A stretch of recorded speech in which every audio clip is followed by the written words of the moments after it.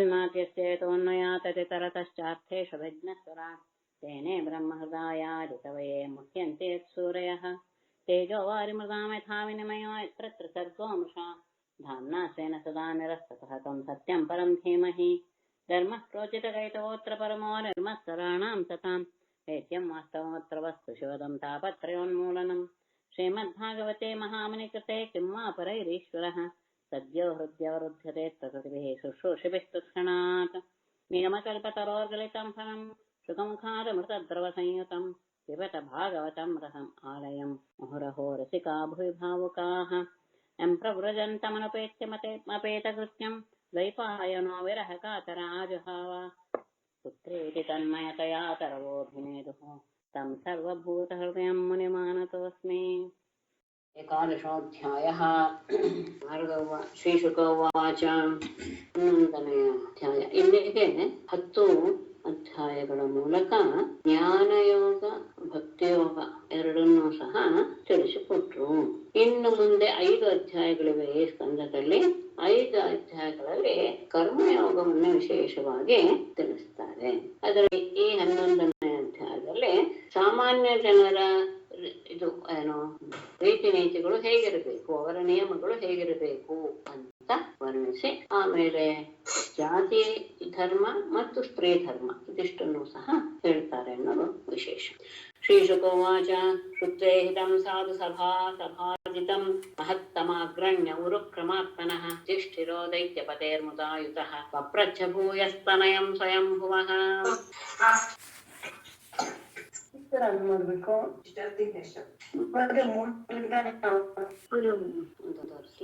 ಯಾಕೆ ಎಲ್ಲರೂ ಮ್ಯೂಟ್ ಮಾಡೋದಿಲ್ಲ?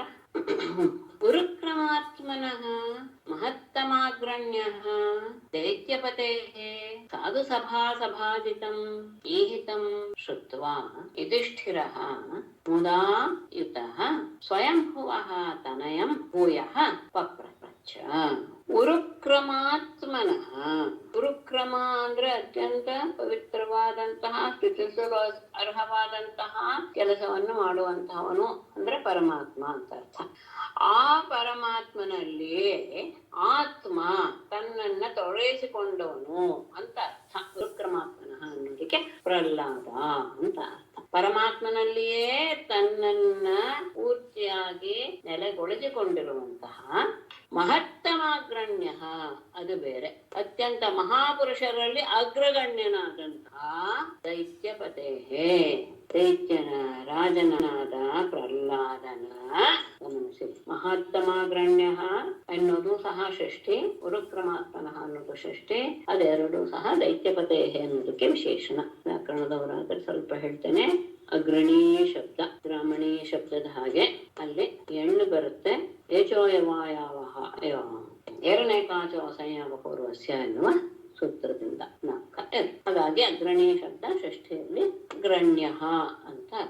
ಸಾಧು ಸಭಾಜಿತಂ, ಸಜ್ಜನರ ಸಮೂಹಗಳಿಂದ ಸಭಾಜಿತಂ ಪೂಜಿಸಲ್ಪಟ್ಟ, ಸಾಧುಗಳ ಸಭೆಯಲ್ಲಿ ಸಭಾಜಿತಂ ಪೂಜಿಸಲ್ಪಟ್ಟಂತಹ ಈಹಿತಂ ಅವನ ಕೆಲಸಗಳನ್ನ ಕರ್ಮಗಳನ್ನ ಶ್ರುತ್ವ ಕೇಳಿ ಯುಧಿಷ್ಠಿರನು ಮುದಾಯುತಃ ಅತ್ಯಂತ ಆನಂದದಿಂದ ಕೂಡಿಕೊಂಡ. ಅಂದ್ರೆ ಅವನಿಗೆ ಬಹಳ ಆನಂದವಾಗಿ ಹೋಯಿತು ಪ್ರಹ್ಲಾದನ ಆ ರೀತಿಯಾದಂತಹ ಆತನ ಕೆಲಸ, ಆತನ ಜ್ಞಾನ, ಆತನ ಪರಮಾತ್ಮನಲ್ಲಿರುವಂತಹ ನಿಷ್ಠೆ ಎಲ್ಲವನ್ನು ಕೇಳಿ ಅವನಿಗೆ ಬಹಳ ಆನಂದವಾಗೋಯ್ತು.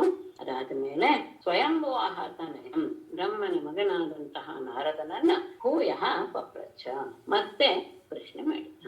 ಸಾಧು ಜನರ ಸಭೆಯಲ್ಲಿ ಅತ್ಯಂತ ಪೂಜೆಗೆ ಅರ್ಹನಾದವನು ಪ್ರಹ್ಲಾದನು ತನ್ನ ಮನಸ್ಸನ್ನ ಪೂರ್ತಿಯಾಗಿ ಯಾವಾಗಲೂ ಪರಮಾತ್ಮನಲ್ಲಿಯೇ ನೆಲೆಗೊಳಿಸಿರ್ತಾನೆ. ಮಹಾಪುರುಷರೆಲ್ಲ ಅತ್ಯಂತ ಶ್ರೇಷ್ಠ ಅಂತ ಅನ್ನಿಸ್ಕೊಂಡ್ರು. ಅಂತಹ ಪ್ರಹ್ಲಾದನ ಚರಿತ್ರೆಯನ್ನ ಕೇಳಿ ಬಹಳ ಸಂತೋಷವಾಯಿತು ಯುಧಿಷ್ಠಿರನಿಗೆ. ಆಮೇಲೆ ಆ ಆನಂದದ ಸಂದರ್ಭದಲ್ಲಿ ಕೆಲವು ವಿಷಯಗಳನ್ನ ಕೇಳಬೇಕು, ತಿಳ್ಕೊಳ್ಬೇಕು ಎನ್ನುವ ಇಚ್ಛೆ ಆಯ್ತು. ಆತ ನಾರದನನ್ನ ಯುಧಿಷ್ಠಿರವಾಚ. ಭಗವನ್ ಶ್ರೋತುಮಿಚ್ಛಾಮಿ ಋಣಾಂ ಧರ್ಮಂ ಸನಾತನಂ ವರ್ಣಾಶ್ರಮಾಚಾರಯುತಂ ಯತ್ಪುಮಾನಿಂದತೆ ಪರಂ. ಭಗವನ್ ಋಣಾಂ ವರ್ಣಾಶ್ರಮಾಚಾರಯುತಂ ಸನಾತನ ಧರ್ಮಂ ಶ್ರೋತುಮಿಚ್ಛಾಮಿ ಯತ್ ಪುಮಾನ್ ಪರಂ ವಿಂದತೆ. ಭಗವನ್ ಪೂಜ್ಯರೇ, ನೃಣಾಂ ಮನುಷ್ಯರಿಗೆ ವರ್ಣಾಶ್ರಮಾಚಾರಯುತ, ವರ್ಣ ಅಂದ್ರೆ ಜಾತಿ, ಆಶ್ರಮ ಮತ್ತು ಆಚಾರ ವ್ಯವಹಾರ ಇವುಗಳಿಂದೆಲ್ಲ ಕೂಡಿದಂತಹ ಸನಾತನ ಧರ್ಮ, ಅತ್ಯಂತ ಪ್ರಾಚೀನವಾದಂತಹ ಆ ಧರ್ಮವನ್ನ, ಸನಾತನ ಧರ್ಮವನ್ನ ಶ್ರೋತುಮಿಚ್ಛಾಮಿ, ಕೇಳೋದಕ್ಕೆ ಇಷ್ಟಪಡ್ತೇನೆ. ಮನುಷ್ಯರು ತಮ್ಮ ತಮ್ಮ ಜಾತಿಗೆ ಅನುಸಾರವಾಗಿ, ಆಶ್ರಮಕ್ಕೆ ಅನುಸಾರವಾಗಿ ಮತ್ತೆ ಸಹಜವಾದಂತಹ ನಿತ್ಯ ವ್ಯವಹಾರದ ಮೂಲಕ ಹೇಗೆ ವ್ಯವಹಾರ ಮಾಡಬೇಕು ಇತ್ಯಾದಿಗಳಿಂದ ಕೂಡಿದಂತಹ ಧರ್ಮದ ವಿಷಯವಾಗಿ ನನಗೆ ಪ್ರಶ್ನೆಗಳಿವೆ. ಅದನ್ನು ಕೇಳಕ್ಕೆ ಇಷ್ಟಪಡ್ತೇನೆ. ಯತ್ ಪುಮಾನ್, ಯಾವುದರಿಂದ ಮನುಷ್ಯ ಪರಂ ಎಂದತೆ, ಪರಮಾತ್ಮನನ್ನ ಪಡಿತಾನೋ. ಪರಮಾತ್ಮನನ್ನು ಹೊಂದೋದಿಕ್ಕೆ ಬದುಕಿರುವಾಗ ಅಥವಾ ಜೀವನ ನಡೆಸುವಾಗ ಯಾವ ರೀತಿಯಲ್ಲಿ ಅವರು ಇದ್ದರು, ಜೀವನ ಶೈಲಿ ಹೇಗಿತ್ತು ಅನ್ನೋದ್ರ ಮೇಲೆ ಆಧಾರಿತವಾಗಿರುತ್ತೆ. ಹಾಗಾಗಿ ಯಾವ ಯಾವ ಕ್ರಮವನ್ನ ಮನುಷ್ಯರು ಅನುಸರಿಸಬೇಕು, ಯಾವುದರಿಂದ ಪರಮಾತ್ಮನ ಸಾನ್ನಿಧ್ಯ ನಮಗೆ ಸಿಗುತ್ತೆ, ಇದನ್ನ ಕೇಳೋದಕ್ಕೆ ಇಷ್ಟಪಡುತ್ತೇನೆ. ಅದನ್ನ ಹೇಳೋದಕ್ಕೆ ಬೇಕಾದಷ್ಟು ಇದೆಯಲ್ಲ ಶಾಸ್ತ್ರ ಗ್ರಂಥಗಳು. ಅಂದ್ರೆ ನಿನ್ನಷ್ಟು ತಿಳಿದವರು ಯಾರು ಇಲ್ಲ. ಭವಾನ್ ಪ್ರಜಾಪತಿ ಸಾಕ್ಷಾತ್ ಆತ್ಮಜ ಪರಮೇಷ್ಠಿನಃ ಸುತಾನ ಸಮ್ಮತೋ ಬ್ರಹ್ಮನ್ ತಪೋ ಯೋಗ ಸಮಾಧಿಭಿಃ. ನೀನಂಥವನು ಭವಾನ್ ಪ್ರಜಾಪತೇಃ ಪರಮೇಷ್ಠಿನಃ ಸಾಕ್ಷಾತ್ ಆತ್ಮಜ, ಅಷ್ಟೇ ಅಲ್ಲ ಬ್ರಹ್ಮನ್ ತಪೋಯೋಗ ಸಮಾಧಿಭಿಃ ಸುತಾನಾಂ ಸಮ್ಮತಃ. ಭವಾನ್ ನೀನು ಪ್ರಜಾಪತೇಃ, ಪ್ರಜಾಪತಿಯಾದಂತಹ ಪರಮೇಷ್ಠಿನಃ ಚತುರ್ಮುಖ ಬ್ರಹ್ಮನ ಸಾಕ್ಷಾತ್ ಆತನ ಮಾನಸ ಪುತ್ರರೇ ಆಗಿದೆಯಾ ನೀನು. ಬ್ರಹ್ಮನ್ ಪೂಜ್ಯರೇ, ಅಷ್ಟೇ ಇಲ್ಲ ತಪೋಯೋಗ ಸಮಾಧಿಭಿಃ, ನಿಮ್ಮ ತಪಸ್ಸು, ನಿಮ್ಮ ಯೋಗ ಮತ್ತು ಸಮಾಧಿ, ಅಷ್ಟಾಂಗ ಯೋಗ ಎಲ್ಲವೂ ಸಹ ನಿಮ್ಮ ಎಲ್ಲ ರೀತಿಯ ಆ ಕ್ರಿಯೆಗಳಿಂದ ಸುತಾನಾಂ ಸಮ್ಮತಃ, ಅವರ ಮಾನಸಪುತ್ರರು ಬೇಕಾದಷ್ಟು ಜನ ಇದ್ರು, ಅವರೆಲ್ಲರಿಗಿಂತಲೂ ಸಹ ನಿಮ್ಮನ್ನ ಶ್ರೇಷ್ಠ ಅಂತ ಬ್ರಹ್ಮನೇ ಭಾವಿಸಿದ್ದಾನೆ. ಹಾಗಾಗಿ ನೀವು ಬಹಳ ತಿಳಿದವರು, ಅವನ ನೇರ ಆತ್ಮಜರೇ ಆಗಿದ್ದೀರಾ. ಮತ್ತೆ ನೀವು ಎಂಥವರು, ನೀವೆಂಥವ್ರು ಅವರ ಆಯ್ತು, ತಂದೆಯ ಗಣೆಯಿಂದ ಗೊತ್ತಾಯ್ತು. ಮತ್ತೆ ನೀವು ಮಾಡ್ತಾ ಇರುವಂತಹ ಕ್ರಿಯೆಯಿಂದ ನೀವು ಎಲ್ಲರಿಗೂ ಸಹ ಮೇಲ್ಮಟ್ಟದಲ್ಲಿ ಇದ್ದೀರಾ. ಮತ್ತೆ ನೀವು ನಿಮ್ಮ ಸ್ವಭಾವ ಎಂಥದ್ದು. ನಾರಾಯಣ ಪರಾ ವಿಪ್ರಾಹ ಧರ್ಮಂ ಗುಹ್ಯಂ ಪರಂ ವಿದುಃ ಕರುಣಾಸ್ಸಾದವ ಶಾಂತಾಃ ತದ್ವಿಧಾನ ತಥಾ ಪರೇ. ನಾರಾಯಣ ಪರಾಹ ತ್ವದ್ವಿದಾಹ ವಿಪ್ರಾಹ ಕರುಣಾಃ ಸಾಧವಃ ಶಾಂತಾಃ ಗುಹ್ಯಂ ಧರ್ಮಂ ಪರಂ ವಿದುಃ ತಥಾ ನ ಅಪರೇ. ನಾರಾಯಣ ಪರಾಹ, ನೀವು ಯಾವಾಗಲೂ ಸಹ ಪರಮಾತ್ಮನಲ್ಲಿಯೇ ನಿರತರಾಗಿರುವಂತಹವರು. ಅಂತಹ ತ್ವದ್ವಿದಾಹ, ನಿನ್ನಂತಹವರು, ನಿಮ್ಮಂತಹವರು, ವಿಪ್ರಾಹ ಬ್ರಾಹ್ಮಣರಾದವರು, ಕರುಣಾಹ ದಯಾಳುಗಳು, ಸಾಧವಃ ಅತ್ಯಂತ ಸದ್ಗುಣಗಳಿಂದ ತುಂಬಿದಂತಹ ಸಾಧುಗಳು, ಶಾಂತಾಹ ಶಾಂತರು ಆಗಿದ್ದೀರಾ. ಅಂತಹ ನಿಮ್ಮಿಂದ ಹೇಗೆ ಗುಹ್ಯಂ ಧರ್ಮಂ ಪರಂ ವಿದುಃ, ರಹಸ್ಯವಾಗಿರುವಂತಹ ಅತ್ಯಂತ ಗುಪ್ತವಾಗಿರುವಂತಹ ಧರ್ಮವನ್ನ ಪರಂ ವಿದುಃ, ಸರಿಯಾದ ರೀತಿಯಲ್ಲಿ ನೀವು ತಿಳಿದವರು. ತದ್ವಿದಾಹ ಕೀದೃಶಃ ಕರುಣಾಃ ಸಾಧವಃ ಶಾಂತಾಃ. ಧರ್ಮದ ಶಾಸ್ತ್ರದಲ್ಲಿ ಏನೇನು ರಹಸ್ಯ ಇದೆಯೋ ಅದೆಲ್ಲವನ್ನೂ ಸಹ ಯಥಾರ್ಥವಾಗಿ ತಿಳಿದವರು. ಅಂತಹ ತಥಾ ಆ ರೀತಿಯಾದವರು ನ ಬೇರೆ ಯಾರು ಸಹ ಇಲ್ಲ. ನೀವು ಯಾರ ರೀತಿಯಾಗಿ ಆ ಧರ್ಮದ ರಹಸ್ಯವನ್ನು ಅರಿತಿದಿರೋ ಆ ರೀತಿಯಾಗಿ ಅರಿತವರು ಯಾರೂ ಇಲ್ಲ. ಆ ಧರ್ಮದ ರಹಸ್ಯವನ್ನು ಅರಿಯುವಂತಹ ಸಾಧ್ಯತೆ ಹೇಗೆ ಬಂತು ನಿಮಗೆ ಅಂದ್ರೆ ನಿಮ್ಮ ಸ್ವಭಾವವೇ ಅದಕ್ಕೆ ಕಾರಣ. ನೀವು ಯಾವಾಗಲೂ ಸಹ ನಾರಾಯಣನಲ್ಲಿಯೇ ನಿಮ್ಮ ಮನಸ್ಸನ್ನ ತೊಡಗಿಸಿಕೊಂಡಿರೋರು, ಕರುಣಾಶಾಲಿಗಳು, ಸಾಧುಗಳು, ಶಾಂತ. ಯಾಕೆಂದ್ರೆ ಮನಸ್ಸು ವ್ಯಗ್ರವಾದ ತಕ್ಷಣ ನಾವು ತಿಳಿಯುವಂತಹ ವಿಷಯ ಬೇರೆ ಬೇರೆ ಅರ್ಥವನ್ನು ಕೊಡಕ್ಕೆ ಶುರು ಮಾಡುತ್ತೆ. ಅದಕ್ಕೇನೆ ಓದುವಾಗ ಮನಸ್ಸನ್ನ ಏಕಾಗ್ರತೆ ಮತ್ತು ಸ್ವಚ್ಛವಾಗಿ ಇಟ್ಕೊಳ್ಬೇಕು ಅನ್ನೋದೊಂದು ಸಾಮಾನ್ಯವಾಗಿ ಹಿರಿಯರು ಹೇಳುವಂಥದ್ದು. ಆ ರೀತಿಯ ಮನಸ್ಸು ಇರುವುದರಿಂದ ನಿಮಗೆ ಧರ್ಮದ ಎಲ್ಲ ರಹಸ್ಯಗಳು ಸಹ ಸರಿಯಾಗಿ ಗೊತ್ತಾಗಿವೆ. ನಿಮಗೆ ಗೊತ್ತಾದ ಹಾಗೆ ಉಳಿದವರು ಯಾರೂ ಸಹ ಇದನ್ನ ತಿಳಿದಿಲ್ಲ. ಹಾಗಾಗಿ ನೀವು ಇದನ್ನ ನನಗೆ ತಿಳಿಸಿ ಅಂತ ಅಲ್ಲಿಗೆ. ನಾರದೋವಾಚ ನತ್ವಾ ಭಗವತೆ ಜಾಯ ಲೋಕಾನಾಂ ಧರ್ಮ ಹೇತವೇ ವಕ್ಷೇ ಸನಾತನಂ ಮಂ ನಾರಾಯಣ ಮುಖಾಶ್ರುತಂ. ಲೋಕಾನಾಂ ಧರ್ಮ ಹೇತವೇ ಭಗವತೆ ಅಜಾಯ ನತ್ವಾ ನಾರಾಯಣ ಮುಖಾತ್ ಶ್ರುತಂ ಸನಾತನಂ ಧರ್ಮಂ ವಕ್ಷ್ಯೇ. ಲೋಕಾನಾಂ ಎಲ್ಲ ಲೋಕಗಳ ಧರ್ಮಹೇತವೇ, ಧರ್ಮಗಳಿಗೂ ಸಹ ಮೂಲ ಕಾರಣನಾದಂತಹ ಅಜಾಯ ಜನ್ಮರಹಿತನಾದಂತಹ ಭಗವತೆ ಪರಮಾತ್ಮನಿಗೆ ನತ್ವ ನಮಸ್ಕಾರ ಮಾಡಿ ನಾರಾಯಣ ಮುಖಾಂತ, ನಾರಾಯಣ ಅಂತ ಹೇಳಿದ್ರೆ ಮುಂದೆ ವಿಷಯ ಬರುತ್ತೆ, ನರನಾರಾಯಣರು ಬದರಿಕಾಶ್ರಮದಲ್ಲಿ ತಪಸ್ಸು ಮಾಡ್ತಾ ಇದ್ದಾರೆ ಎನ್ನುವಂತಹ ವಿಷಯ ಹಿಂದೆ ಬಂತು, ಇಟ್ಟು ಸ್ವಲ್ಪ ಸುಟ್ಟು ತಗೊಳ್ತಾರೆ. ಅಲ್ಲಿ ನರನಾರಾಯಣರು ಇರುವಂತಹ ಬದರಿಕಾಶ್ರಮದಲ್ಲಿ ಹೋಗಿ ಇವರು ಧರ್ಮದ ಎಲ್ಲ ವಿಷಯವನ್ನು ಸಹ ತಿಳ್ಕೊಂಡು ಬರ್ತಾರೆ. ಅಲ್ಲೇ ಹೋಗಿ ಅಲ್ಲಿ ಅವರ ಬಾಯಿಂದಾನೆ ತಿಳಿದುಕೊಂಡು ಬರ್ತಾರೆ ಅನ್ನೋದು ವಿಷಯ. ಹಾಗಾಗಿ ಆ ನಾರಾಯಣನ ಮುಖದಿಂದ ಕೇಳಲ್ಪಟ್ಟಂತಹ ಸನಾತನಂ ಧರ್ಮಂ, ಸನಾತನಮವನ್ನು ನಾನು ವಕ್ಷ್ಯೆ ಹೇಳ್ತೇನೆ. ಎಲ್ಲ ಧರ್ಮಗಳಿಗೂ ಮೂಲ ಕಾರಣನಾದವನು ಜನ್ಮರಹಿತನಾದಂತಹ ಪರಮಾತ್ಮ, ಅವನಿಗೆ ಮೊದಲು ನಮಸ್ಕರಿಸಿ ನಾರಾಯಣನ ಬಾಯಿಯಿಂದ ಕೇಳಿದಂತಹ ಸನಾತನ ಧರ್ಮದ ವಿಷಯವನ್ನೆಲ್ಲ ಹೇಳ್ತೇನೆ. ಯಾವಾಗ, ಎಲ್ಲಿ ಹೇಳಿದ್ರು, ಯಾರು ಹೇಳಿದ್ರು, ಯಾರು ಅವರು? ಯೋವತೀರ್ಯಾತ್ಮನೋಂಶೇನ ದಾಕ್ಷಾಯಣ್ಯಾಂತು ಧರ್ಮತಃ ಲೋಕಾನಾಂ ಸ್ವಸ್ಥಯೇಧ್ಯಾಸ್ತೆ ತಪೋವಾನ್ ಬದರಿಕಾಶ್ರಮೇ ಯಹ ಆತ್ಮನಃ ಅಂಶೇನ ದಾಕ್ಷಾಯಣ್ಯಾಂ ಧರ್ಮತಃ ಅವತೀರ್ಯ ಲೋಕಾನಾಂ ಸ್ವಸ್ಥಯೇ ಬದರಿಕಾಶ್ರಮೇ ತಪಃ ಅಧ್ಯಾಸೆ. ನಾರಾಯಣನ ಬಾಯಿಂದ ಕೇಳಿದ್ರನ್ನ ಯಾರು ಅಂದ್ರೆ ಯಾಹ, ಯಾವ ನಾರಾಯಣನು ಅಂತ ಆತ್ಮನಃ ಅಂಶೇನ ಅಥವಾ ಪರಮಾತ್ಮನ ಅಂಶದಿಂದ ದಾಕ್ಷಾಯಣ್ಯ, ದಕ್ಷನ ಮಗಳಾದಂತಹ ಮೂರ್ತಿ ಅಂತ ಜ್ಞಾಪಕ ನನಗೆ. ಹೌದು, ದಕ್ಷನ ಮಗಳಾದಂತಹ ಮೂರ್ತಿಯಲ್ಲಿ ಧರ್ಮ ಎನ್ನುವಂತಹ ಧರ್ಮನಿಂದ, ಧರ್ಮನ ಹೆಂಡತಿ ಅವಳು, ಧರ್ಮನಿಂದ ಅವತೀರ್ಯ ಅಂದ್ರೆ ಧರ್ಮ ಮತ್ತು ಮೂರ್ತಿಯ ಮಗನಾಗಿ ಜನಿಸಿ, ಅವತೀರ್ಯ ಜನಿಸಿ ಲೋಕಾನಾಂ ಸ್ವಸ್ಥೆಯೇ ಎಲ್ಲ ಲೋಕಗಳಿಗೂ ಸಹ ಮಂಗಳವ ಮಾಡುವುದಕ್ಕೋಸ್ಕರ ಬದರಿಕಾಶ್ರಮೆ, ಬದರಿಕಾಶ್ರಮದಲ್ಲಿ ತಪಃ ಅಧ್ಯಾಸೆ, ತಪಸ್ಸನ್ನ ಮಾಡ್ತಾ ಇದ್ದಾನೆ, ಈಗಲೂ ಮಾಡ್ತಾ ಇದ್ದಾನೆ ಅನ್ನೋದೇ ಒಂದು ಐತಿಹ್ಯ. ಯಾವ ಪರಮಾತ್ಮ ತನ್ನ ಅಂಶದಿಂದಲೇ ಧರ್ಮ ಮತ್ತು ಮೂರ್ತಿ ದಂಪತಿಗಳಲ್ಲಿ ನರನಾರಾಯಣ ರೂಪವನ್ನು ಧರಿಸಿ ಎಲ್ಲ ಲೋಕಗಳ ಅಭ್ಯುದಯಕ್ಕೋಸ್ಕರ ಈಗಲೂ ಸಹ ಬದರಿಕಾಶ್ರಮದಲ್ಲಿ ತಪಸ್ಸಿನಲ್ಲಿ ನಿರತನಾಗಿದ್ದಾನೆ. ಅಂತಹ ನಾರಾಯಣನ ಬಾಯಿಂದ ನಾನು ಸನಾತನವನ್ನ ಬದರಿಕಾಶ್ರಮದಲ್ಲಿ ಹೋಗಿ ನಾನು ಕೇಳ್ಕೊಂಡು ಬಂದಿದ್ದೇನೆ. ಆ ಧರ್ಮವನ್ನ ನಾನು ನಿನಗೆ ತಿಳಿಸ್ತೇನೆ. ಎಲ್ಲವೂ ಸಹ ನಾವು ಮಾಡುವ ಎಲ್ಲ ಕ್ರಿಯೆಗಳಿಗೂ ಸಹ ಧರ್ಮ ಎನ್ನುವುದೇ ಮೂಲ ಕಾರಣ. ಧರ್ಮ ಮೂಲಂ ಹಿ ಭಗವಾನ್ ಸರ್ವ ವೇದಮಯೋ ಹರಿಹಿ ಪಂಚ ತದ್ವಿದಾಂ ರಾಜನ್ ಏನ ಚಾತ್ಮ ಪ್ರಸೀದತಿ. ರಾಜನ್ ಸರ್ವ ವೇದಮಯ ಸರ್ವ ದೇವಮಯ ಅಂತಾನು ಇದೆ, ಸರ್ವ ವೇದಮಯ ಅಂತಾನು ಇದೆ, ಯಾವ್ದಾದ್ರು ತಗೋಬಹುದು, ತೊಂದ್ರೆ ಇಲ್ಲ. ಸರ್ವ ದೇವಮಯ ಇಟ್ಟೋಳಿ ಅಥವಾ ವೇದಮಯ ಅವೆರಡು ಸರಿ ಇದೆ. ಭಗವಾನ್ ಹರಿಹಿ ತದ್ವಿದಾಂ ಸ್ಮೃತಂಚ ಏನ ಚ ಆತ್ಮ ಪ್ರಸೀದತೆ ಧರ್ಮ ಮೂಲಂ ಹಿ.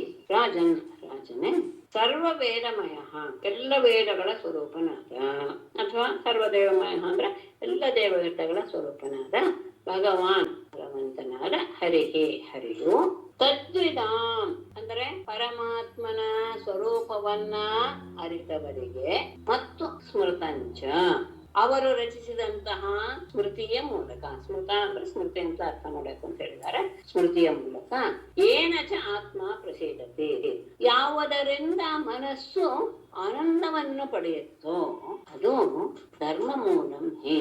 ಅದಕ್ಕೆಲ್ಲ ಕಾರಣ ಧರ್ಮವೇ, ಅದಕ್ಕೆಲ್ಲ ಪ್ರಮಾಣವಲ್ಲವೇ ಅಂದ್ರೆ ಯಾವುದೇ ಕೆಲಸ ಮಾಡಿ, ಯಾವುದೇ ಕರ್ಮ ಮಾಡಲಿ, ಆ ಕರ್ಮಕ್ಕೆಲ್ಲವೂ ಸಹ ಧರ್ಮವೇ ಪ್ರಮಾಣ. ಮೂಲ ಅಂದ್ರೆ ಪ್ರಮಾಣ. ಎಲ್ಲ ವೇದ ಸ್ವರೂಪನಾದ ಅಥವಾ ಎಲ್ಲ ದೇವರ ಸ್ವರೂಪನಾದಂತಹ ಭಗವಂತನಾದ ಹರಿ ಮತ್ತೆ ಆತನ ತತ್ವವನ್ನು ಅರಿತಂತಹ ಮಹರ್ಷಿಗಳು ರಚನೆ ಮಾಡಿದಂತಹ ಸ್ಮೃತಿಗಳು ಮತ್ತು ಯಾವುದರಿಂದ ಅಂದ್ರೆ ಯಾವ ಧರ್ಮದಿಂದ ಅಂತ ಅರ್ಥ, ಯಾವುದರಿಂದ ಮನಸ್ಸು ಪ್ರಸನ್ನ ಭಾವವನ್ನು ಹೊಂದುತ್ತೋ ಅಂತಹ ಧರ್ಮವೇ ಪ್ರತಿಯೊಂದು ಕರ್ಮಕ್ಕೂ ಸಹ ಅಥವಾ ಯಾವುದರಿಂದ ಆತ್ಮ ಪ್ರಸೀದತೆ ಅನ್ನೋದಕ್ಕೆ ಯಾವ ನಮ್ಮ ಕ್ರಿಯೆಯಿಂದ ಆತ್ಮ ಮನಸ್ಸು ಸಂತೋಷ ಪಡುತ್ತೋ ಆ ಕ್ರಿಯೆಗಳಿಗೆಲ್ಲ ಮೂಲ ಯಾವುದು ಅಂದ್ರೆ ಅದು ಸಹ ಅಂದ್ರೆ ನಾವು ಏನು ಮಾಡ್ತಾ ಇದ್ರೆ ಆತನ ಸ್ಮರಣೆ ಆಗಲಿ, ಆತನಿಗೆ ಸಂಬಂಧಪಟ್ಟಂತಹ ಉಪಾಸನೆ ಆಗಲಿ, ಕರ್ಮಗಳಾಗ್ಲಿ, ಯಜ್ಞಾದಿ ಕರ್ಮಗಳಾಗ್ಲಿ ಎಲ್ಲವೂ ಸಹ ಮಾಡ್ತಾ ಇದ್ದ ಹಾಗೆ ನಮ್ಮ ಮನಸ್ಸು ಆನಂದವನ್ನು ಹೊಂದುತ್ತೆ, ವೈಶದ್ಯವನ್ನು ಹೊಂದುತ್ತೆ. ಅಂದರೆ ಅದಕ್ಕೆಲ್ಲ ಮೂಲ ಯಾವುದು ಅಂದ್ರೆ ಧರ್ಮವೇ ಪ್ರಮಾಣ. ಅದು ಎಷ್ಟು ಲಕ್ಷಣಗಳು ಇವೆ ಅಂತ ಮುಂದಿನ ಶ್ಲೋಕಗಳಲ್ಲಿ ತಿಳಿಸ್ತಾರೆ. 4 ಶ್ಲೋಕಗಳಲ್ಲಿ ತಿಳಿಸ್ತಾರೆ. ಅದರಲ್ಲಿ 21 ಸಾಮಾನ್ಯವಾದಂತಹ ಧರ್ಮ, ಎಲ್ಲ ಮನುಷ್ಯರಿಗೂ ಹೊಂದುವಂತಹ ಧರ್ಮ 21 ಗುಣಗಳು. ಆಮೇಲೆ ಉಳಿದ 9, ಒಟ್ಟು 30 ಅಂತ ಹೇಳ್ತಾರೆ. ಇನ್ನು ಉಳಿದ 9 ಕೇವಲ ಭಕ್ತಿಯೋಗಕ್ಕೆ ಸಂಬಂಧಪಟ್ಟಂತದ್ದು ಅಂತ ವಿಶೇಷ. ಸತ್ಯಂ ದಯಾ ತಪಶೌಚಂ ತಿತಿಕ್ಷೇಕ್ಷಾ ಶಮೋದಮಃ ಅಹಿಂಸಾ ಬ್ರಹ್ಮಚರ್ಯಂಚ ತ್ಯಾಗ ಸ್ವಾಧ್ಯಾಯಾರ್ಜವಂ. ಅಷ್ಟು ಓದ್ಬಿಡ್ತೇನೆ. ಸಂತೋಷ ಸಮದೃಕ್ ಸೇವಾ ಗ್ರಾಮ್ಯ ಅಷ್ಟೇ ಅರ್ಥ ಮಾಡ್ತೇನೆ. ಕೆಲವು ಶಬ್ದ ಎಲ್ಲ ನಿಮ್ಗೆ ಗೊತ್ತಿರುವಂತಹದ್ದೇ, ಅದನ್ನು ನಾನೇನು ಮತ್ತೆ ಹೇಳ್ಬೇಕಾದ್ದು ಇಲ್ಲ ಅಂತ ಭಾವಿಸ್ತೇನೆ. ಸತ್ಯಂ, ಸತ್ಯ ಅಂದ್ರೆ ಕಾಯೇನ ವಾಚ ಮನಸ ಇರಲಿ. ಕೇವಲ ಮಾತಿನಿಂದ ಮಾತ್ರ ಅಲ್ಲ, ವ್ಯವಹಾರದಿಂದಲೂ ಇರಬೇಕು, ಮನಸ್ಸಿನಿಂದಲೂ ಇರಬೇಕು. ಅದು ಆ ರೀತಿಯಾದಂತಹ ಸತ್ಯ. ದಯಾ ಅಂತ ಹೇಳಿದ್ರೆ ಪರದುಃಖ ಪ್ರಹಾಣೇಚ್ಛ ಅಂತ ಅದರದ ಒಂದು ಡೆಫಿನಿಷನ್ ಇದೆ. ಇನ್ನೊಬ್ಬರವನ್ನ ಹೋಗಲಾಡಿಸಬೇಕು ಎನ್ನುವಂತಹ ಇಚ್ಛೆ ಇದೆಯಲ್ಲ, ಅದು ದಯಾ ಅಂತ ಅನಿಸ್ಕೊಳ್ಳುತ್ತೆ ಅಂತ ವಿಶೇಷವಾಗಿ ವಿದ್ವಾಂಸರು ಅಭಿಪ್ರಾಯ ಪಡ್ತಾರೆ. ಅಂದ್ರೆ ಅಯ್ಯೋ ಅಂತ ಹೇಳಿ ಸುಮ್ಮನಾಗೋದಲ್ಲ ಅನ್ನೋದು ತಾತ್ಪರ್ಯ. ದಯಾಗುಣ ಇದೆ ಅಂದ್ರೆ ಇನ್ನೊಬ್ಬರ ದುಃಖವನ್ನು ಹೋಗಲಾಡಿಸುವಂತಹ ಬಯಕೆ ಮನಸ್ಸನ್ನು ಹುಟ್ಟಬೇಕು, ಅದನ್ನು ಹೋಗಲಾಡಿಸ್ಬೇಕು, ಅದು ದಯಾ. ತಪಃ ಅಂದ್ರೆ ಪ್ರತಿಯೊಂದು ವಿಷಯದಲ್ಲಿಯೂ ಸಹ ಆ ವ್ರತ ಇತ್ಯಾದಿಗಳ ವಿಷಯದಲ್ಲಿ ಏಕಾಗ್ರತೆಯಿಂದ ಮನಸ್ಸನ್ನ ತೊಡಗಿಸುವುದು ತಪಸ್ಸು. ಶೌಚ ದಯಾ ಅನ್ನೋದನ್ನ ಪ್ರಹಾಣ ಅಂದ್ರೆ ನಾಶ ಮಾಡುವುದು. ಅದನ್ನ ಪರದುಃಖವನ್ನ, ಅದನ್ನ ಪರದುಃಖ ಪ್ರಹಾಣೇಚ್ಛ ದಯಾ. ಶೌಚ ಇದು ಅಷ್ಟೇ, ದೇಹ ಮನಸ್ಸು ಮತ್ತು ಕಾಯೇನ ವಾಚ ಮನಸ್ಸು ಮಾತು ಎಲ್ಲದರಲ್ಲೂ ಸಹ ಶುಚಿಯಾಗಿರುವಂತದ್ದು ಶೌಚ. ಆಮೇಲೆ ತಿತಿಕ್ಷ, ಇದು ಹೇಳಿದ್ದೇನೆ ನಾನು, ಎಲ್ಲ ರೀತಿಯ ಕಷ್ಟಗಳನ್ನು ಸಹ ಸಹಿಸಿಕೊಳ್ಳುವುದು. ಅಪ್ರತೀಕಾರ, ಯಾವ ಪ್ರತೀಕಾರವನ್ನು ಮಾಡದೆ ಎಲ್ಲ ಏನೇ ಬಂದರೂ ಸಹ ಅದನ್ನ ಸಹಿಸಿಕೊಳ್ಳುವಂಥದ್ದು, ಅದು ತಿತಿಕ್ಷ ಅಂತ ಅನ್ಸ್ಕೊಳ್ಳುತ್ತೆ. ಸಹನೆ ಅಂತ ಶಬ್ದವನ್ನ ಹೇಳ್ತಾರೆ. ಸಹನೆ ಅಂದ್ರೆ ಚಿಂತಾ ವಿಲಾಪರಹಿತಂ ಅದ್ ಹೇಳ್ತಾರೆ. ಅವರು ಚಿಂತೆ ಪಟ್ಕೊಂಡು ಅಯ್ಯೋ ಹೀಗಾಗೋಯ್ತಲ್ಲ ಅಂತ ಗೋಳಾಡ್ಕೊಂಡಲ್ಲ, ಸಹನೆ ಎಲ್ಲರೂ ಸಹಿಸ್ಕೊತಾರೆ. ಆದ್ರೆ ಈ ರೀತಿ ಯಾವ ಭಾವವೂ ಇಲ್ಲದೆ ಬಂದಿದ್ದನ್ನ ನಾನು ಸಂತೋಷದಿಂದ ಅನುಭವಿಸ್ತೇನೆ ಎನ್ನುವ ಭಾವ ಇರುವಂತದ್ದು. ಇದು ಯಾಕೆಂದ್ರೆ ಇದೆಲ್ಲ ತುಂಬಾ ಮುಖ್ಯವಾಗುತ್ತೆ ಇದರಲ್ಲಿ, ಸಾಧನೆಯಲ್ಲಿ. ತಿತಿಕ್ಷ. ಆಮೇಲೆ ಈಕ್ಷ.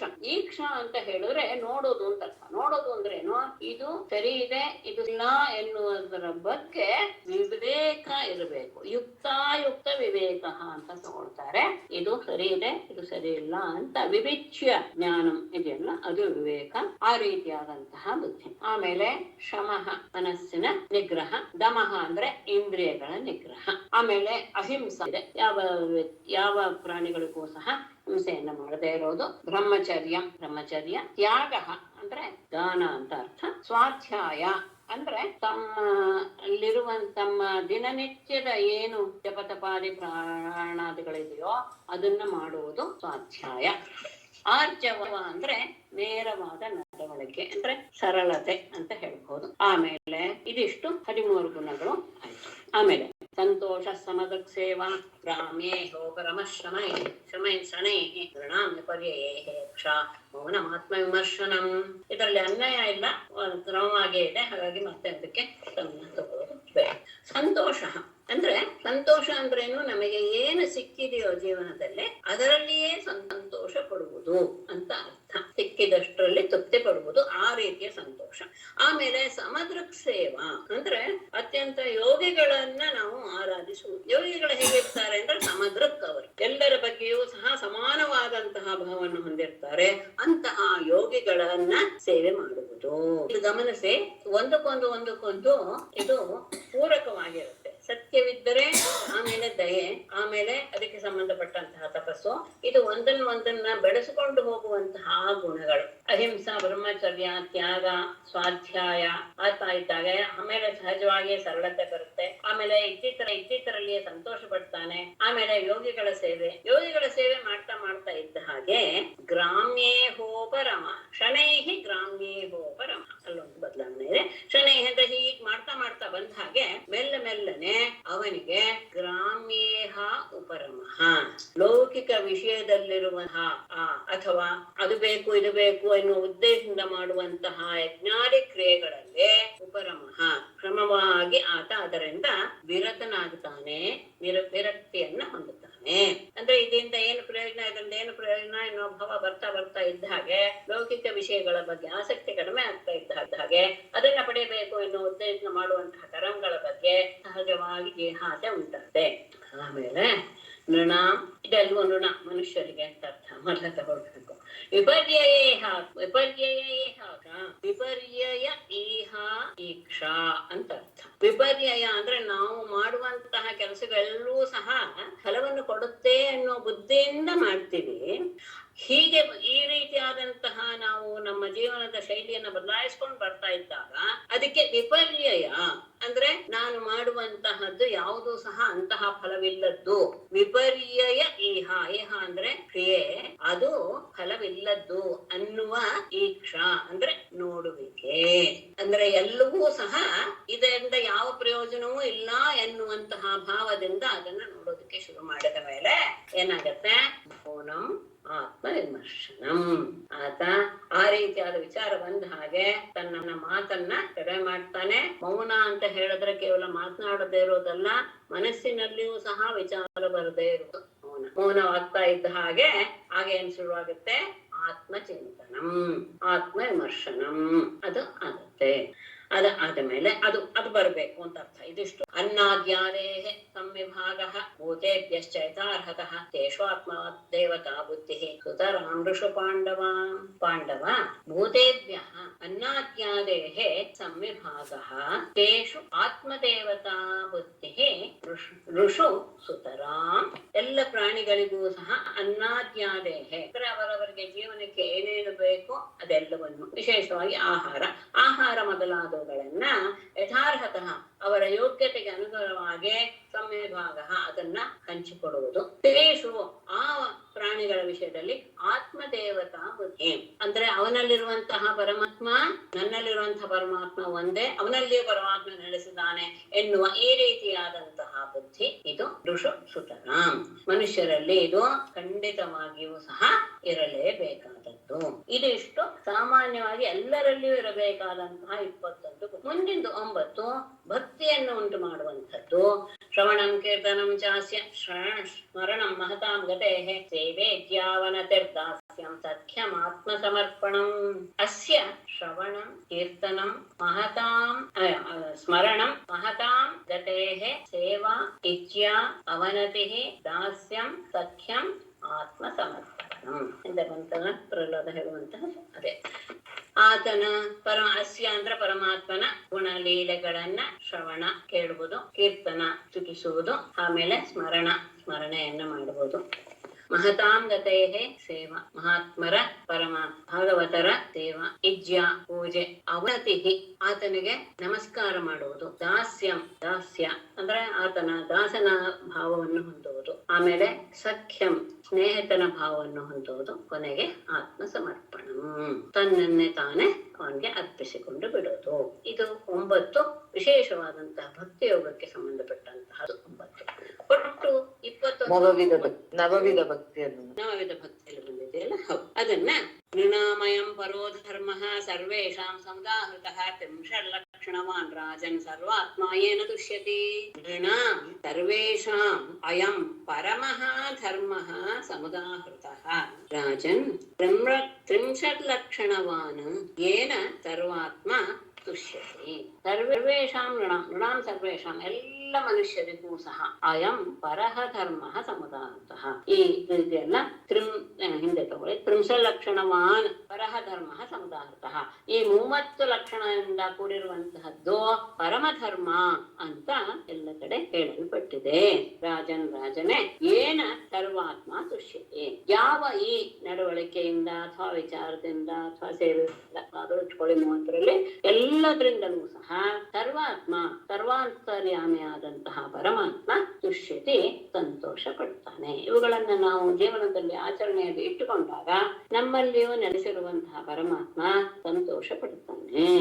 ಅವನು ಸಂತೋಷ ಪಟ್ಟಾಗೆ ನಾವು ಸಹ ಸಂತೋಷ ಪಡ್ತೇವೆ. ಯಾಕೆಂದ್ರೆ ನಾನು ಬೇರೆ ಅಲ್ಲ, ಅವನು ಬೇರೆ ಅಲ್ಲ. ಇಲ್ಲಿಗೆ ನಿಲ್ಲಿಸ್ತೇನೆ.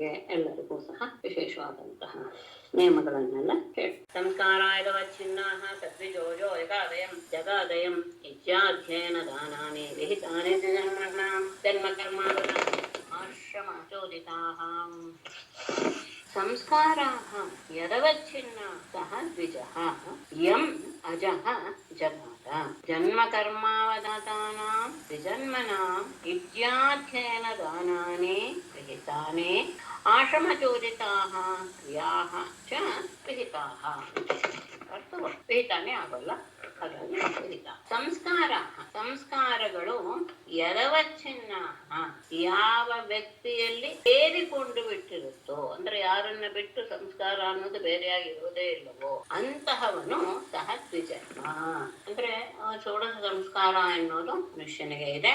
ಆ ರೀತಿಯಾದಂತಹ ಸಂಸ್ಕಾರಗಳನ್ನ ಪಡೆದಂತವನು ಯಾವನೋ ಅವನು ನಿಜವಾಗಿಯೂ ದ್ವಿಜ ಅಂದ್ರೆ ಅವನು ಬ್ರಾಹ್ಮಣ. ಇದು ಸಂಸ್ಕಾರ ಅಂದ್ರೆ ಎಂ ಅಜಃ ಜಗಃ ಯಾವುದನ್ನ ಬ್ರಹ್ಮ ಹೇಳಿದವನು ಸಂಸ್ಕಾರ ಯಾರಿಗೆ ಈ ರೀತಿಯ ಸಂಸ್ಕಾರ ಇದೆ ಅಂತ ಹೇಳಿದ ಅಂತವರು ಈ ಸಂಸ್ಕಾರವನ್ನು ನಡೆಸ್ತಾ ಬಂದ್ರೆ ಅವ್ರನ್ನ ದ್ವಿಜ ಅಂತ ಕರೀತಾನೆ. ಏನೇನು ಅಂದರೆ ಜನ್ಮ ಕರ್ಮ ಅವಧಾತಾನ ಜನ್ಮದಿಂದ ಮತ್ತು ಕರ್ಮಗಳಿಂದ ಅತ್ಯಂತ ಪರಿಶುದ್ಧರಾದಂತಹ ದ್ವಿಜನ್ಮನಾಂ ಬ್ರಾಹ್ಮಣರಿಗೆ ಯಜ್ಞ ಅಧ್ಯಯನ ದಾನಾನಿ ವಿಹಿತಾನಿ. ಯಜ್ಞ ಅಂದ್ರೆ ಯಜ್ಞಗಳು ಅಥವಾ ಪೂಜೆಗಳು ಹೌದಾದ್ರೂ ಇಟ್ಕೋಬಹುದು. ಇಲ್ಲಿ ಯಜ್ಞ ಅಂದ್ರೆ ಬ್ರಾಹ್ಮಣನಾದ್ರಿಂದ ಯಜ್ಞ ಅಂತಾನೆ ತಗೊಳ್ಳಿ. ಆಮೇಲೆ ಅಧ್ಯಯನ ಯಾವಾಗಲೂ ಅಧ್ಯಯನ ಮಾಡೋದು ಮತ್ತು ದಾನ ಇವುಗಳೆಲ್ಲವೂ ಸಹ ಹೇಳಲ್ಪಟ್ಟಿವೆ, ವಿಹಿತಾನೆ ಹೇಳಲ್ಪಟ್ಟಿವೆ. ಅಷ್ಟೇ ಅಲ್ಲ ಆಶ್ರಮ ಚೋದಿತ ಕ್ರಿಯಾ ಆಶ್ರಮಕ್ಕೆ ಸಂಬಂಧಪಟ್ಟಂತಹ ಬ್ರಹ್ಮಚರ್ಯ ಗೃಹಸ್ಥ ವಾನಪ್ರಸ್ಥ ಇತ್ಯಾದಿ ಎಲ್ಲ ಆಶ್ರಮಗಳಿಲ್ಲ. ಆಶ್ರಮಕ್ಕೆ ಸಂಬಂಧಪಟ್ಟಂತಹ ಯಾವ ಕ್ರಿಯೆಗಳಿವೆಯೋ ಅದೆಲ್ಲವೂ ಸಹ ಅವನಿಗೆ ಹೇಳಲ್ಪಟ್ಟಿವೆ. ಅಂದ್ರೆ ಸಂಸ್ಕಾರ ಎನ್ನುವುದು ಮಂತ್ರಗಳ ಮೂಲಕ ಗರ್ಭಾಧಾನಾದಿ ಸಂಸ್ಕಾರಗಳು ಯಾವನಿಗೆ ಆಗಿರುತ್ತೋ ಅವನ ನಿಜವಾಗಿಯೂ ಸಹ ದ್ವಿಜ. ಹಾಗಾದ್ರೆ ಶೂದ್ರನಿಗೂ ಹಾಗಾಗ್ಬೋದಲ್ವೇ, ಅವನು ಸಂಸ್ಕಾರ ಮಾಡಿಸ್ಕೊಳ್ಬೋದಲ್ವೇ ಇತ್ಯಾದಿ ಅಂತ ಹೇಳಿ ಅದು ಆಗೋದಿಲ್ಲ. ಅವನು ಸಹ ದ್ವಿಜತ್ವವನ್ನು ಪಡಿಬಹುದಲ್ಲ ಅಂತ ಹೇಳಿದ್ರೆ ಇಲ್ಲ. ಆ ಬ್ರಹ್ಮನು ಋತಮಕ ಬ್ರಹ್ಮನು ಈ ರೀತಿಯಾದಂತಹ ಸಂಸ್ಕಾರವನ್ನ ಯಾರಿಗೆ ಹೇಳಿದ್ನೋ ಆತ ಮಾತ್ರ ಬ್ರಾಹ್ಮಣ. ಆದ್ರೆ ಶೂದ್ರನಿಗೆ ಆ ರೀತಿಯಾದಂತಹ ಸಂಸ್ಕಾರ ಹೇಳಿಲ್ಲ, ಹಾಗಾಗಿ ಅವನು ದ್ವಿಜನಲ್ಲ. ಅಲ್ಲಿ ಒಂದು ಮಾತಿದೆ, ಅದೇ ಷೋಡ ಸಂಸ್ಕಾರ ಅಂತ ಹೇಳಿದ್ರೆ ಎಲ್ಲ ಸಂಸ್ಕಾರಗಳು ಬ್ರಾಹ್ಮಣನಿಗೆ ಹೇಳಲ್ಪಟ್ಟಿವೆ.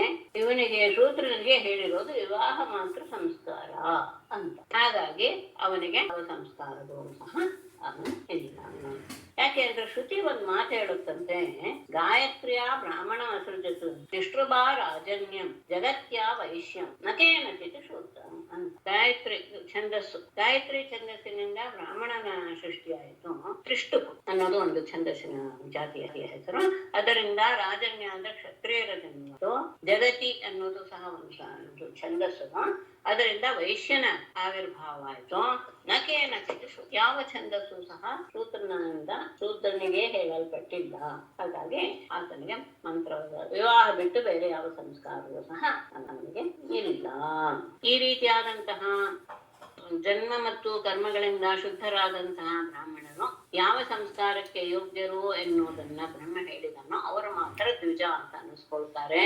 ಅವರಿಗೆ ಯಜ್ಞ ಅಧ್ಯಯನ ದಾನ ಮತ್ತು ಆಶ್ರಮಗಳಿಗೆ ಸಂಬಂಧಪಟ್ಟಂತಹ ಕಾರ್ಯ ಇವೆಲ್ಲವೂ ಸಹ ಹೀಗೆ ಇರಬೇಕು ಅಂತ ನಿಶ್ಚಯವಾಗಿದೆ. ಹಾಗಾದ್ರೆ ಬ್ರಾಹ್ಮಣರಿಗೆ ಪ್ರತ್ಯೇಕವಾಗಿ ಹೇಳ್ತಾ ಇದ್ದಾರೆ. ಬ್ರಾಹ್ಮಣರಿಗೆ ಏನು, ಅವರು ಹೇಗೆ ಇರಬೇಕು, ಹೇಗೆ ವಿಪ್ರಸ್ಯ ಅಧ್ಯಯನಾದೀನಿ ಷಡನ್ಯಸ್ಯ ಪ್ರತಿಗ್ರಹ ರಾಜ್ಞ ವೃತ್ತಿ ಪ್ರಜಾಗೋಪ್ತು ಅವಿಪ್ರಾದ್ವಾಕರಾದಿಭಿಃ. ವಿಪ್ರಸ್ಯ ಅಧ್ಯಯನಾದೀನಿ ಷಟ್ ಅನ್ಯಸ್ಯ ಅಪ್ರತಿಗ್ರಹ ಪ್ರಜಾಗೋಪ್ತು ರಾಜ್ಞಃ ವೃತ್ತಿಃ ಅವಿಪ್ರಾತ್ ಕರಾದಿಭಿಃ. ವಿಪ್ರಸ್ಯ ಬ್ರಾಹ್ಮಣನಿಗೆ ಮತ್ತೆ ಮೇಲೆ ಹೇಳಿರುವಂತಹ ಸಂಸ್ಕಾರಗಳೆಲ್ಲವೂ ಸಹ ಇಲ್ಲಿ ಇವರು ಹೇಳ್ತಾರೆ. ಕರ್ಮಣ ಯಾರು ಅತ್ಯಂತ ಪರಿಶುದ್ಧರಾಗಿರ್ತಾರೋ ಅಂತಹ ಶುದ್ಧರಾದಂತಹ ಬ್ರಾಹ್ಮಣರಿಗೇನೆ ಇವುಗಳನ್ನು ಹೇಳಿದೆಯೋ ಕೆಟ್ಟ ಕುಲದಲ್ಲಿ ಕೆಟ್ಟ ವ್ಯವಹಾರದಲ್ಲಿ ನಿರತರಾಗಿರುವಂತಹವರಿಗೆ ಈ ಸಂಸ್ಕಾರಗಳು ಯಾವುದೂ ಸಹ ಹೇಳಿಲ್ಲ. ಹಾಗೇನೆ ಬ್ರಹ್ಮಚಾರ್ಯಾದಿ ಆಶ್ರಮಗಳೂ ಸಹ ಆಶ್ರಮದಲ್ಲಿ ಹೇಳಿರುವಂತಹ ವಿಷಯಗಳೂ ಸಹ ಅವರಿಗೆ ಸಂಬಂಧಪಟ್ಟಿದ್ದೇ ಹೊರತು ಕೆಟ್ಟ ಕುಲದಲ್ಲಿ ಕೆಟ್ಟ ಆಚಾರದಲ್ಲಿರುವಂತಹ ವ್ಯಕ್ತಿಗಳಿಗೆ ಅಲ್ಲ. ಈಗ ವಿಪ್ರನ ಬಗ್ಗೆ ಹೇಳ್ತಾ ಬ್ರಾಹ್ಮಣ 4 ಜನರ ವ್ಯವಹಾರ ಹೇಗಿರ್ಬೇಕು, ಅವರು ಹೇಗೆ ಬದುಕಬೇಕು ಅನ್ನೋದನ್ನ ಹೇಳಕ್ ಕೊಟ್ಟಿದ್ದಾರೆ. ವಿಪ್ರಸ್ಯ ಅಧ್ಯಯನಾದೀನಿ ಷಟ್. ವಿಪ್ರನಿಗೆ ಅಧ್ಯಯನ, ಅಧ್ಯಾಪನ, ಯಜನ, ಯಾಜನ, ದಾನ, ಪ್ರತಿಗ್ರಹ ಅಂತ 6 ಇದೆ. ಆ 6 ರೀತಿಯಗಳಿಂದ ಆತ ನಡ್ಕೊಳ್ಬೇಕು. ಅಂದ್ರೆ ಅಧ್ಯಯನ ಮೊದಲು, ಆಮೇಲೆ ಅಧ್ಯಾಪನ, ಯಜ್ಞ, ಯಜನ ಅಂದ್ರೆ ಯಜ್ಞ ಮಾಡೋದು, ಯಜ್ಞ ಮಾಡಿಸುವುದು, ದಾನ ಕೊಡೋದು, ದಾನ ಪಡೆಯೋದು. ಈ 6 ಕರ್ಮಗಳು ಸಹ ಬ್ರಾಹ್ಮಣನಿಗೆ ಸಂಬಂಧಪಟ್ಟಿದ್ದು. ಅನ್ಯಸ್ಯ ಅಪ್ರತಿಗ್ರಹ. ಅನ್ಯಸ್ಯ ಅಂದ್ರೆ ಎರಡನೆಯದು ಕ್ಷತ್ರಿಯನಿಗೆ ಪ್ರತಿಗ್ರಹ ಉಳಿದ 5 ಸಹ ಇದೆ. ಅದ್ರ ಬಗ್ಗೆ ಸ್ವಲ್ಪ ವಿವರಣೆ ಮುಂದೆ ಗೊತ್ತಾಗುತ್ತೆ. ಯದ್ಯಪಿ 3 ಅಂತ ನಾವು ಹೇಳ್ತೀವಿ, ಆದರೆ ಇಲ್ಲ, ಕ್ಷತ್ರಿಯರಿಗೆ ಅಧ್ಯಾಪನವೂ ಇದೆ, ಯಾಜನವೂ ಇದೆ. ಪ್ರತಿಗ್ರಹ ಮಾತ್ರ ಅವರಿಗೆ ಸರ್ವಥಾ ನಿಷೇಧ. ಯಾರಿಂದಲೂ ಏನನ್ನು ತಗೊಳ್ಬಾರ್ದು ಎನ್ನುವುದು ಅದು ಅನಾದಿಯಿಂದ ಬಂದಂತಹ ಒಂದು ವ್ರತದ ಹಾಗೆ. ಹಾಗಾಗಿ ಅನ್ಯಸ್ಯ ಅಪ್ರತಿಗ್ರಹ, ಅನ್ಯಸ್ಯ ನಾಮ ಕ್ಷತ್ರಿಯಸ್ಯ ಪ್ರತಿಗ್ರಹ ಬಿಟ್ಟು ಉಳಿದದ್ದೆಲ್ಲ ಇದೆ ಅಂತ. ಅಷ್ಟೇ ಅಲ್ಲ, ಪ್ರಜಾಗೋಪ್ತು ರಾಜ್ಞಃ ವೃತ್ತಿ. ಹಾಗಾಗಿ ಪ್ರಜೆಗಳನ್ನ ಕಾಪಾಡುವಂತಹ ಭಾರವನ್ನು ಹೊತ್ತಿರುವಂತಹ ರಾಜನಿಗೆ ವೃತ್ತಿ ಅಂದ್ರೆ ಅವನ ಜೀವನ ನಿರ್ವಹಣೆ ಹೇಗೆ ನಡಿಬೇಕ್ರೆ ಅವಿಪ್ರಾತ್ ಬ್ರಾಹ್ಮಣನನ್ನ ಬಿಟ್ಟು ಉಳಿದವರಿಂದ ಕರಾದಿಬಿಹಿ.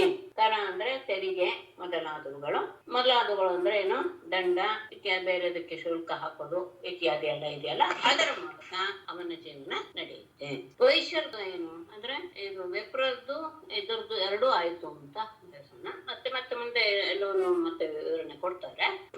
ಬ್ರಾಹ್ಮಣ ಬದುಕಬೇಕಾದದ್ದು ಅಧ್ಯಯನ, ಅವನ ಕರ್ತವ್ಯ 6: ಅಧ್ಯಯನ, ಅಧ್ಯಾಪನ, ಯಜನ, ಯಾಜನ, ದಾನ, ಪ್ರತಿಗ್ರಹ ಅಂತ. ಕ್ಷತ್ರಿಯನಾಯ್ತು ಪ್ರತಿಗ್ರಹ ಬಿಟ್ಟು ಉಳಿದ 5ಕ್ಕೂ ಅವನಿಗೆ ಅಧಿಕಾರ ಇದೆ. ಮತ್ತೆ ಪ್ರಜೆಗಳನ್ನ ರಕ್ಷಣೆ ಮಾಡುವಂತಹ ಭಾರ ಹೊತ್ತಿರೋದ್ರಿಂದ ಅವನ ಜೀವನ ಪ್ರಜೆಗಳಿಗೆ ಬ್ರಾಹ್ಮಣನ ಬಿಟ್ಟು ಉಳಿದಂತಹವರಿಂದ ತೆರಿಗೆ ತಗೊಳ್ಳೋದು, ದಂಡ ವಿಧಾನ ಮಾಡೋದು ಇತ್ಯಾದಿ.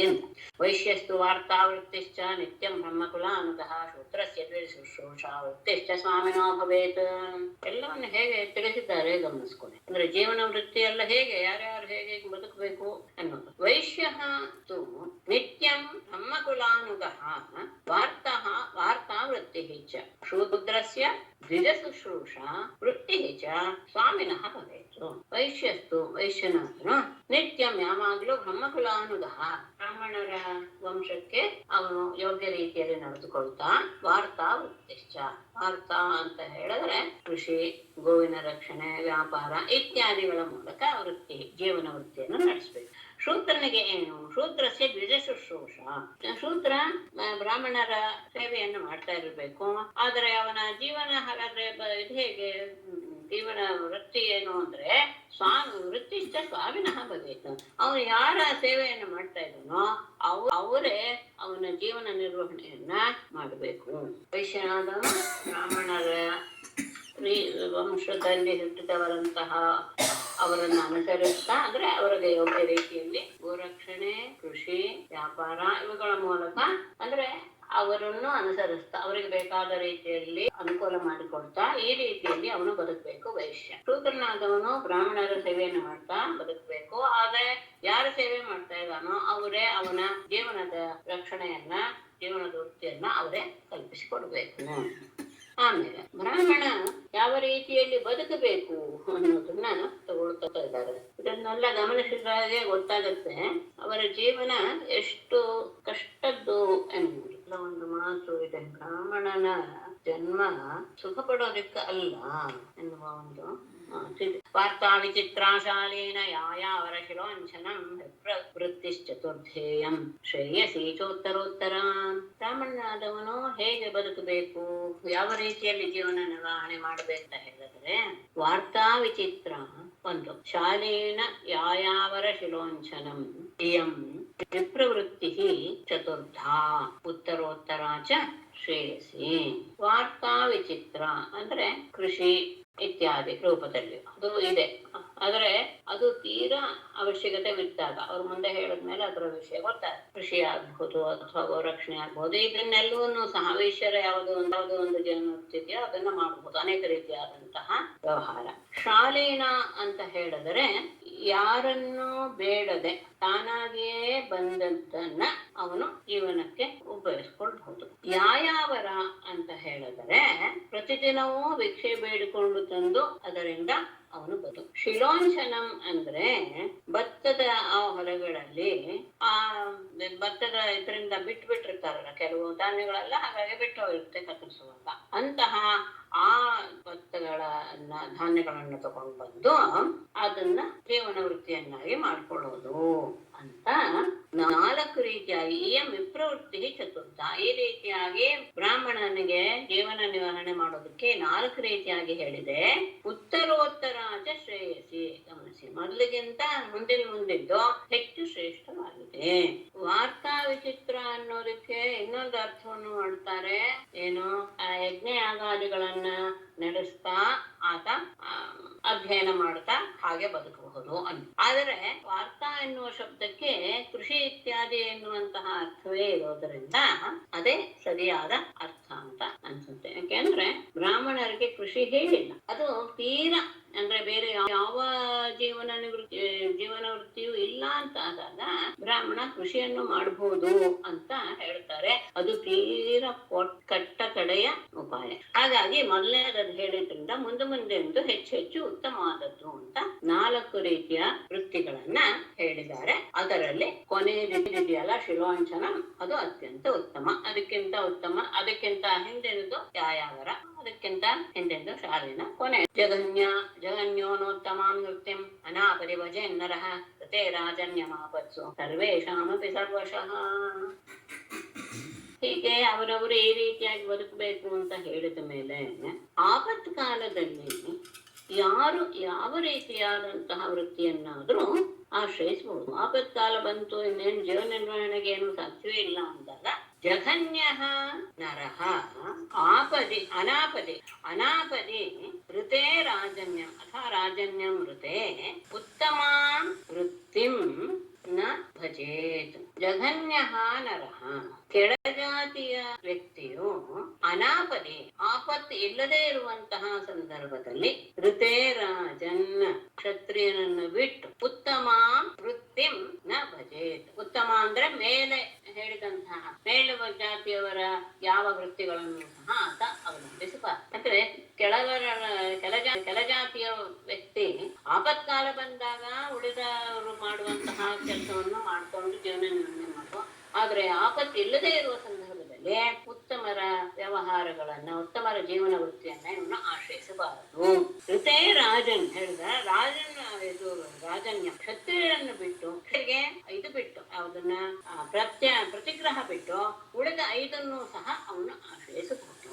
ಅವನಿಗಿದೆ ಇದು ಅಧಿಕಾರ, ಉಳಿದವರಿಗೆ ಇಲ್ಲ. ಅಷ್ಟೇ ಇಲ್ಲ, ಇನ್ನೊಂದು ಹೇಳ್ತಾರೆ ಆಪತ್ಸು ಸರ್ವೇಷಾಮಪಿ ಸರ್ವ. ಆಪತ್ ಕಾಲದಲ್ಲಿ ಎಲ್ಲರಿಗೂ ಎಲ್ಲ ರೀತಿಯ ವೃತ್ತಿಯನ್ನು ಸಹ ಅವಲಂಬಿಸಿ ಬದುಕುವಂತಹ ಅಧಿಕಾರ ಅಥವಾ ಸ್ವಾತಂತ್ರ್ಯ ಇದೆ. ಆಪತ್ಕಾಲವಿಲ್ಲದೆ ಇರುವಾಗ ನೀಚ ಜಾತಿಯಲ್ಲಿರುವಂತಹ ಜನ ಉತ್ತಮ ಜಾತಿಯ ವ್ಯವಹಾರವನ್ನ ಅಥವಾ ಜೀವನ ವೃತ್ತಿಯನ್ನ ಕಲ್ಪಿಸಿಕೊಳ್ಳುವ.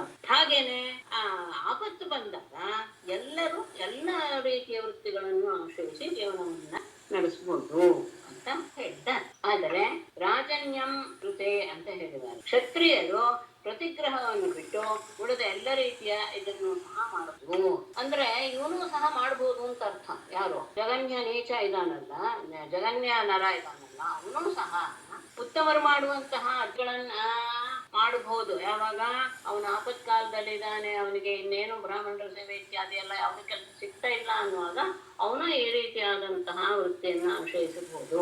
ಆಪತ್ತಿನಲ್ಲಿ ಇದ್ದಾಗ ಮಾತ್ರ. ಅದು ಆಮೇಲೆ ಇನ್ನು ಕೆಲವು ರೀತಿಯಿಂದ ಬದುಕೋದು ಅನ್ನೋದಿದೆಯಲ್ಲ, ಅದು ಯಾವ ರೀತಿ ಅನ್ನೋದಕ್ಕೆ ಒಂದು ಹೆಸರೇ ಕೊಟ್ಟಿದೆ. ಮೃತಾಮೃತಾಭ್ಯಾಂ ಜೀವೇತ ಮೃತೇನ ಪ್ರಮೃತೇನ ವಾ ಸತ್ಯಾಮೃತಾಭ್ಯಾಂ ಜೀವೇತ ನ ಪ್ರವೃತ್ತ್ಯಾ ಕಥಂಚನ. ಮೃತಾಮೃತಾಭ್ಯಾಂ ಮೃತೇನ ಪ್ರಮೃತೇನ ಸತ್ಯಾಮೃತಾಭ್ಯಾಂ ವಾ ಜೀವೇತ ಪ್ರವೃತ್ತ್ಯಾ ಕಥಂಚನ ನ ಜೀವೇತ. ಋತ ಮತ್ತು ಅಮೃತ ಎರಡು. ಆ ಋತದಿಂದಲಾಗ್ಲಿ ಅಮೃತದಿಂದಲಾಗ್ಲಿ ಅದರ ಏನು ವಿಶೇಷ ಅನ್ನೋದನ್ನ ಮುಂದೆ ಅವರು ತಿಳಿಸ್ತಾರೆ ಅರ್ಥದಲ್ಲಿ.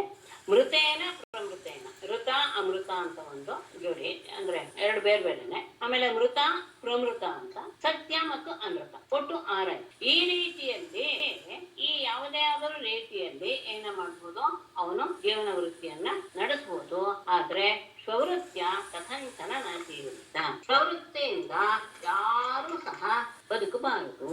ಪ್ರವೃತ್ತಿ ಅಂದ್ರೆ ಏನು ಅನ್ನೋದನ್ನು ಮುಂದೆ ಹೇಳ್ತಾರೆ. ಮೃತ ಮತ್ತು ಅಮೃತ, ಮೃತ ಮತ್ತು ಪ್ರಮೃತ, ಸತ್ಯ ಮತ್ತು ಅಮೃತ, ಈ 6ರಿಂದ ಬದುಕಬಹುದು ಪ್ರತಿಯೊಬ್ಬ ವ್ಯಕ್ತಿಯೂ ಸಹ. ಆದರೆ ಪ್ರವೃತ್ತಿಯಿಂದ ಯಾರು ಸಹ ಜೀವನ ನಡೆಸಬಾರದು, ಅದು ಅತ್ಯಂತ ಕನಿಷ್ಠ.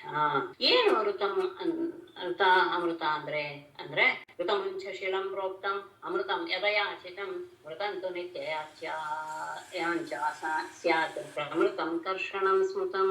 ಉಂಚಶಿಲಂ ಋತಂ ಪ್ರೋಕ್ತಂ ಯತ್ ಅಯಾಚಿತಂ ಅಮೃತಂ ಪ್ರೋಕ್ತಂ ಮೃತಂತು ನಿತ್ಯಯಾಂಚ ಸ್ಯಾತ್ ಪ್ರಮೃತಂ ಕರ್ಷಣಂ ಸ್ಮೃತಂ. 4 ವಿಷಯ ಹೇಳಿದ್ದಾರೆ. ಉಂಚಶಿಲಂ, ಶಿಲೋಂಚನ ಅಂತ ಹಿಂದೆ ಒಂದು ಶಬ್ದ ಬಂತಲ್ಲ, ಅಲ್ಲಿ 2 ರೀತಿಯಾಗಿ ಅರ್ಥ ಮಾಡ್ತಾರೆ. ಉಂಚ ಅನ್ನೋದು ಬೇರೆ, ಶಿಲ ಅನ್ನೋದು ಬೇರೆ ಅನ್ನೋ ಅರ್ಥ ಮಾಡ್ತಾರೆ. ಶಿಲೋಂಚನ ಅನ್ನೋದು ಒಂದೇ ಅನ್ನುವಂತಹ ಶಬ್ದವೂ ಇಟ್ಕೊಳ್ತಾರೆ. ಶಿಲೋಂಚನ ಅಂತ ಒಂದೇ ಇಟ್ಕೊಂಡೆ ಹಿಂದಿನ ಇದರಲ್ಲಿ 4 ಪ್ರಕಾರ ಬ್ರಾಹ್ಮಣರಿಗೆ ಬದುಕುವಂತಹ ದಾರಿ ಅಂತ ಹೇಳಿದ್ರು. ಇಲ್ಲಿ ಉಂಚಶಿಲಂ ಅಂತ ಹೇಳಿದ್ದಾರೆ. 2 ಒಂದೇ ನಿಜವಾಗ್ಲು. ಅಂದ್ರೆ ಇವರು ಹೊಲದಲ್ಲಿ ಧಾನ್ಯವನ್ನೆಲ್ಲ ಕತ್ತರಿಸ್ಕೊಂಡು ಹೋದ್ಮೇಲೆ ಅಲ್ಲಿ ಕಾಳುಗಳೆಲ್ಲ ಕೆಳಗೆ ಬಿದ್ದಿರುತ್ತೆ, ಅದು ಶೀಲವಂತೆ. ಹಾಗೇನೆ ಅಂಗಡಿಗಳಲ್ಲಿ ವ್ಯಾಪಾರ ಮಾಡುವಾಗ ಅಲ್ಲಿ ಕೆಳಗೆಲ್ಲ ಒಂದಷ್ಟು ಧಾನ್ಯಗಳು ಬರುತ್ತಲ್ಲ, ಅದು ಉಂಚ ಅಂತ ಹೇಳ್ತಾರೆ ಅಂತ ಇದೆ. ಹಾಗಾಗಿ ಋತ ಯಾವುದು ಅಂದ್ರೆ ಇದು. ಋತ ಅನ್ನೋದಕ್ಕೆ ಇನ್ನೊಂದು ಅರ್ಥ ಇದೆ, ಸತ್ಯ ಅಂತ, ನೇರವಾದಂತಹ ವಿಚಾರ ಎನ್ನುವ ಅರ್ಥ ಇದೆ.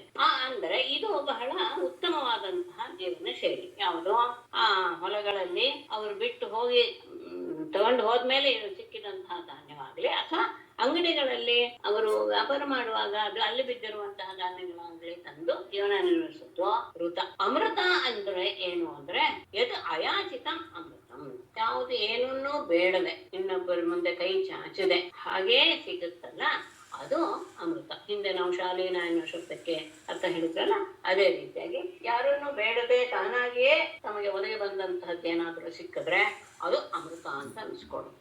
ಮೃತ ಇದೆಯಲ್ಲ, ಮೃತಂತೂ ನಿತ್ಯಾಂಚ ಯಾವರ ಅಂತ ಏನ್ ಹೇಳೋದು ಅದೇನೆ. ಪ್ರತಿದಿನವೂ ಹೋಗಿ ಬೇಡ್ಕೊಂಡು ಬಂದು ಇನ್ನವ್ರ ಮನೆಯಲ್ಲಿ ಬೇಡ್ಕೊಂಡು ಬಂದು ಅದನ್ನ ಜೀವನ ನಡೆಸೋದು ಅದು ಮೃತ. ಹಾಗೇನೆ ಅಮೃತಂ ಕರ್ಷಣಂ ಸ್ಮೃತಂ.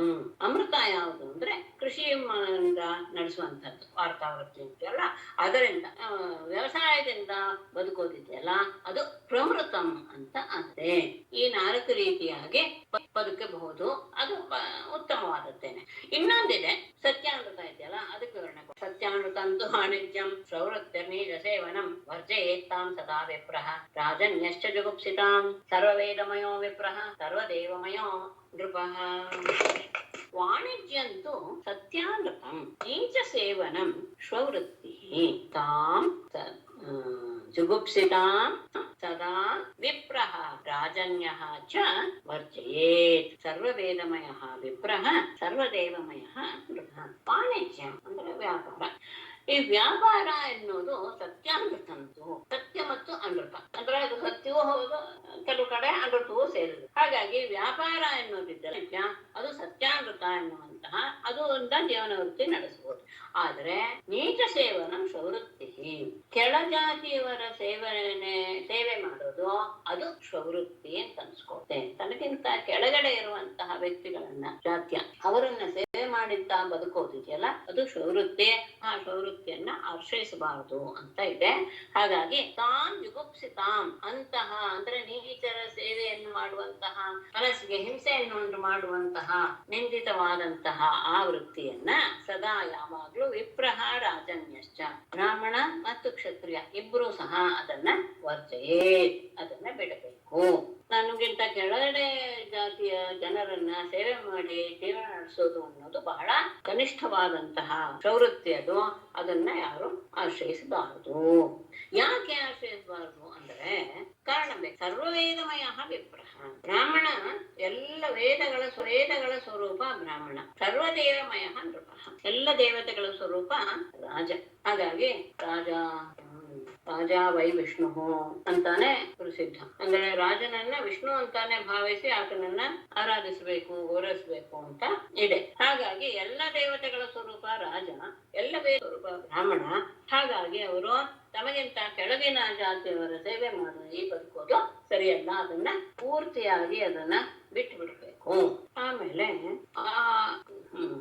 ಆ ಜಾತಿಗೆ ಅನುಸಾರವಾಗಿ ಅವರಲ್ಲಿ ಏನೇನು ಗುಣ ಇರುತ್ತೆ ಮುಂದೆ ಕೊನೆಯಲ್ಲಿ ಹೇಳ್ತಾರೆ. ಇದನ್ನ ಯುಧಿಷ್ಠಿರನು ಸಹ ಮಹಾಭಾರತದಲ್ಲಿ ಒಂದ್ ಕಡೆ ಇವನೇ ಯಕ್ಷ ಪ್ರಶ್ನೆಗೆ ಬಂದಾಗ ಇದನ್ನ ಹೇಳಿದ್ದಾನೆ. ಅವರವರು ನಡೆದುಕೊಳ್ಳುವಂತಹ ರೀತಿಯಿಂದಲೇ ನಾವು ಅವರು ಯಾವ ಜಾತಿ ಅನ್ನೋದನ್ನ ಹೇಳಿಬಿಡಬಹುದು. ಬ್ರಾಹ್ಮಣನಿಗೆ ಏನ್ ಲಕ್ಷಣ, ಕ್ಷತ್ರಿಯರಿಗೆ ಏನು, ವೈಶ್ಯರಿಗೆ ಏನು ಅನ್ನೋದನ್ನ ಹೇಳ್ತಾ ಇದ್ದಾರೆ. ಕ್ಷಮೋದಮಸ್ತಪಃ ಶೌಚಂ ಸಂತೋಷ ಕ್ಷಾಂತಿರಾರ್ಜವಂ ಜ್ಞಾನಂ ದಯಾಚ್ಯುತಾತ್ಮತ್ವಂ ಸತ್ಯಂ ಚ ಬ್ರಹ್ಮಲಕ್ಷಣಂ. ಇದಾಗಿದೆ, ಸರಿಯಾಗಿದೆ, ಮತ್ತೆ ಹೇಳಲ್ಲ.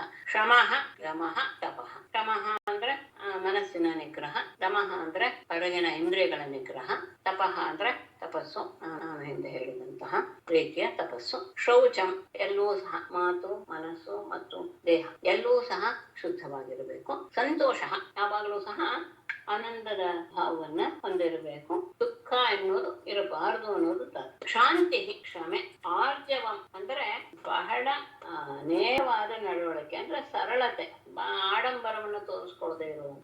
ಆಮೇಲೆ ಜ್ಞಾನ ಎಲ್ಲದರ ಬಗ್ಗೆ ಶಾಸ್ತ್ರಜ್ಞಾನ, ವೇದಜ್ಞಾನ ಇತ್ಯಾದಿ. ಆಮೇಲೆ ದಯಾ, ಎಲ್ಲ ಪ್ರಾಣಿಗಳ ಬಗ್ಗೆಯೂ ಸಹ ಕರುಣೆ, ಕಾರುಣ್ಯ ಭಾವ. ಹೇಳಿದ್ನಲ್ಲ, ಅಯ್ಯೋ ಅನ್ನೋದಲ್ಲ, ಆತನಿಗೆ ಯಾವ ದುಃಖ ಇದೆಯೋ ಅದನ್ನ ಹೋಗಲಾಡಿಸಬೇಕು ಎನ್ನುವಂತಹ ಭಾವ ಇರಬೇಕು, ಅದನ್ನ ಹೋಗಲಾಡಿಸಬೇಕು, ಅದು ದಯಾ ಅನ್ನೋದು. ಹಾಗೇನೆ ಅಚ್ಯುತಾತ್ಮತ್ವಂ ಅಂದ್ರೆ ಪರಮಾತ್ಮನಲ್ಲಿಯೇ ಮನಸ್ಸನ್ನ ನೆಲೆಗೊಳಿಸುವುದು. ಮತ್ತು ಸತ್ಯ ಎಲ್ಲವೂ ಕಾಯೇನ ವಾಚ ಮನಸ, ಮೂರರಲ್ಲಿಯೂ ಸತ್ಯ, ಅದು ಬ್ರಹ್ಮ ಲಕ್ಷಣಂ. ಇದು ಬ್ರಾಹ್ಮಣರ ಲಕ್ಷಣ. ಬ್ರಾಹ್ಮಣರಾದವರು ಇಷ್ಟು ಗುಣಗಳನ್ನ ಹೊಂದಿರ್ತಾರೆ. ಈ ಗುಣಗಳನ್ನೆಲ್ಲ ಹೊಂದಿರೋರನ್ನ ನಾವು ಅವ್ರ ಜಾತಿ ಗೊತ್ತಾಗದಿದ್ರು ಅವರು ಬ್ರಾಹ್ಮಣರು ಅಂತ ಹೇಳಿ ಬಿಡಬಹುದು. ಇದೆಲ್ಲ ಇರಬೇಕು. ಆ ಮನಸ್ಸಿನ ನಿಗ್ರಹ, ಇಂದ್ರಿಯ ನಿಗ್ರಹ, ತಪಸ್ಸು, ಶುಚಿತ್ವ, ಆನಂದವಾಗಿರುವಂಥದ್ದು, ಎಲ್ಲವನ್ನು ಸಹಿಸಿಕೊಳ್ಳುವಂಥದ್ದು, ಕ್ಷಮೆ, ಸರಳತೆ, ಮತ್ತೆ ಶಾಸ್ತ್ರಜ್ಞಾನ, ವೇದಜ್ಞಾನ, ಎಲ್ಲ ಜೀವಿಗಳ ಬಗ್ಗೆ ಕರುಣೆ, ಭಗವಂತನಲ್ಲಿಯೇ ಮನಸ್ಸನ್ನು ನೆಲೆಗೊಳಿಸಿರುವುದು ಮತ್ತು ಸತ್ಯ. ಇದಿಷ್ಟು ಬ್ರಾಹ್ಮಣರ ಲಕ್ಷಣ. ಕ್ಷತ್ರಿಯರ ಲಕ್ಷಣ ಏನು? ಶೌರ್ಯಂ ವೀರ್ಯಂ ಧೃತಿಸ್ತೇಜ ತೇಜಃ ತ್ಯಾಗ ಆತ್ಮಜಯ ಕ್ಷಮ ಬ್ರಹ್ಮಣ್ಯತಾ ಪ್ರಸಾದಶ್ಚ ರಕ್ಷಾ ಚ ಕ್ಷತ್ರ ಲಕ್ಷಣಂ. ಕ್ಷಮವಾಗಿ ಇದೆ. ಶೌರ್ಯ ಅಂದ್ರೆ ಯುದ್ಧದಲ್ಲಿ ತೋರಿಸುವಂತಹ ಉತ್ಸಾಹ, ಅದು ಶೌರ್ಯ. ಆಮೇಲೆ ವೀರ್ಯಂ ಪರಾಕ್ರಮ ಅಥವಾ ಆತನ ಪ್ರಭಾವ. ತೇಜ ಅಂದ್ರೆ ನೋಡಿದ ತಕ್ಷಣ ಆತನ ಬಗ್ಗೆ ನಮಗೆ ಏನು ಬರ್ಬೇಕು, ಆಯ್ತಾ ನಮ್ಮನ್ನ ರಕ್ಷಣೆ ಮಾಡೋದಕ್ಕೆ ಅರ್ಹನಾಗಿದ್ದಾನೆ ಎನ್ನುವಂತಹ ಆ ರೀತಿಯಾದಂತಹ ಒಂದು ಧಾರ್ಷ್ಟ್ಯ. ಅಂದ್ರೆ ಅದು ದೋಷದ ಧಾರ್ಷ್ಟ್ಯ ಅಲ್ಲ, ಏನು ಬೇಕಾದ್ರೂ ಏನ್ ಬಂದ್ರು ಎದುರಿಸುವಲ್ಲೇ ಎನ್ನುವಂತಹ ಒಂದು ಪ್ರಾಗಲ್ಭ್ಯ ಅಂತ ಹೇಳ್ತಾರೆ. ಧೃತಿ ಅಂದ್ರೆ ಧೈರ್ಯ. ತೇಜ ಅಂದ್ರೆ ಆ ರೀತಿಯಾದಂತಹ ತೇಜಸ್ಸು. ತ್ಯಾಗ, ದಾನ ಮಾಡುವಂತದ್ದು. ಆತ್ಮಜಯ ಅಂದ್ರೆ ಮನಸ್ಸನ್ನ ಗೆಲ್ಲುವುದು ಅಂತ. ಆತ್ಮ ಶಬ್ದಕ್ಕೆ ಸುಮಾರು ಅರ್ಥ ಇದೆ, ಜ್ಞಾಪಕ ಇರ್ಬೇಕು. ದೇಹ ಎನ್ನುವ ಅರ್ಥ ಇದೆ, ಕೆಲವು ಕಡೆ ಮನಸ್ಸು ಎನ್ನುವ ಅರ್ಥ ಇದೆ, ಕೆಲವು ಕಡೆ ಯಾವ ಆತ್ಮ ಇದೆಯೋ ಅದನ್ನು ನಾವು ತಗೊಳ್ತೀವಿ. ಹಾಗಾಗಿ ಆ ಸಂದರ್ಭದಲ್ಲಿ ಆ ಅರ್ಥ ಮಾಡಬೇಕು. ಕ್ಷಮ, ಎಲ್ಲವನ್ನೂ ಸಹ ಅಂದ್ರೆ ಶೌರ್ಯ ಇದೆ ಅಂತ ಸಣ್ಣ ಸಣ್ಣ ಪುಟ್ಟದಕ್ಕೂ ಸಹ ಕೋಪಿಸ್ಕೊಳ್ಳೋದಲ್ಲ, ಎಲ್ಲವನ್ನೂ ಸಹ ಸಹಿಸಿಕೊಳ್ಳುವಂಥದ್ದು.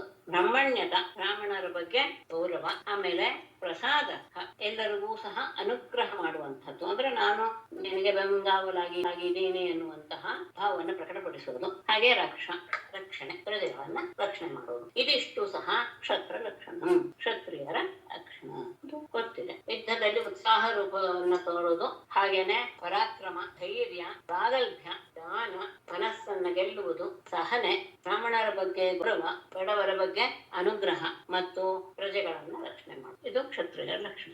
ದೇವಗುರ್ವಚ್ಯುತೆ ಭಕ್ತಿ ತ್ರಿವರ್ಗ ಪರಿಪೋಷಣಂ ಆಸ್ತಿಕ್ಯಂ ಉದ್ಯಮೋ ನಿತ್ಯಂ ನೈಪುಣಂ ವೈಶ್ಯ ಲಕ್ಷಣಂ. ವೈಶ್ಯರ ಲಕ್ಷಣ ಏನು? ದೇವಗುರ್ವಚ್ಯುತೆ ತ್ರಿವರ್ಗ ಪರಿಪೋಷಣಂ. ದೇವತೆ ಅಂದ್ರೆ ದೇವತೆಗಳ ಗುರು ಮತ್ತು ಅಚ್ಯುತ ಪರಮಾತ್ಮ, ಇವರ ಬಗ್ಗೆ ಭಕ್ತಿಯನ್ನ ಹೇಳುವುದು. ಹಾಗೇನೆ ತ್ರಿವರ್ಗ ಪರಿಪೋಷಣ, ಧರ್ಮಾರ್ಥ ಕಾಮಗಳು ಈ ಮೂರನ್ನು ಸಹ ರಕ್ಷಣೆ ಮಾಡುವುದು. ಆಸ್ತಿಕ್ಯ, ದೇವರ ವಿಷಯದಲ್ಲಿ ವೇದಗಳ ವಿಷಯದಲ್ಲಿ ಶ್ರದ್ಧೆ. ಉದ್ಯಮ, ಯಾವಾಗಲೂ ಸಹ ನಿರಂತರವಾಗಿ ಉದ್ಯೋಗ ಮಾಡ್ತಾ ಇರುವುದು.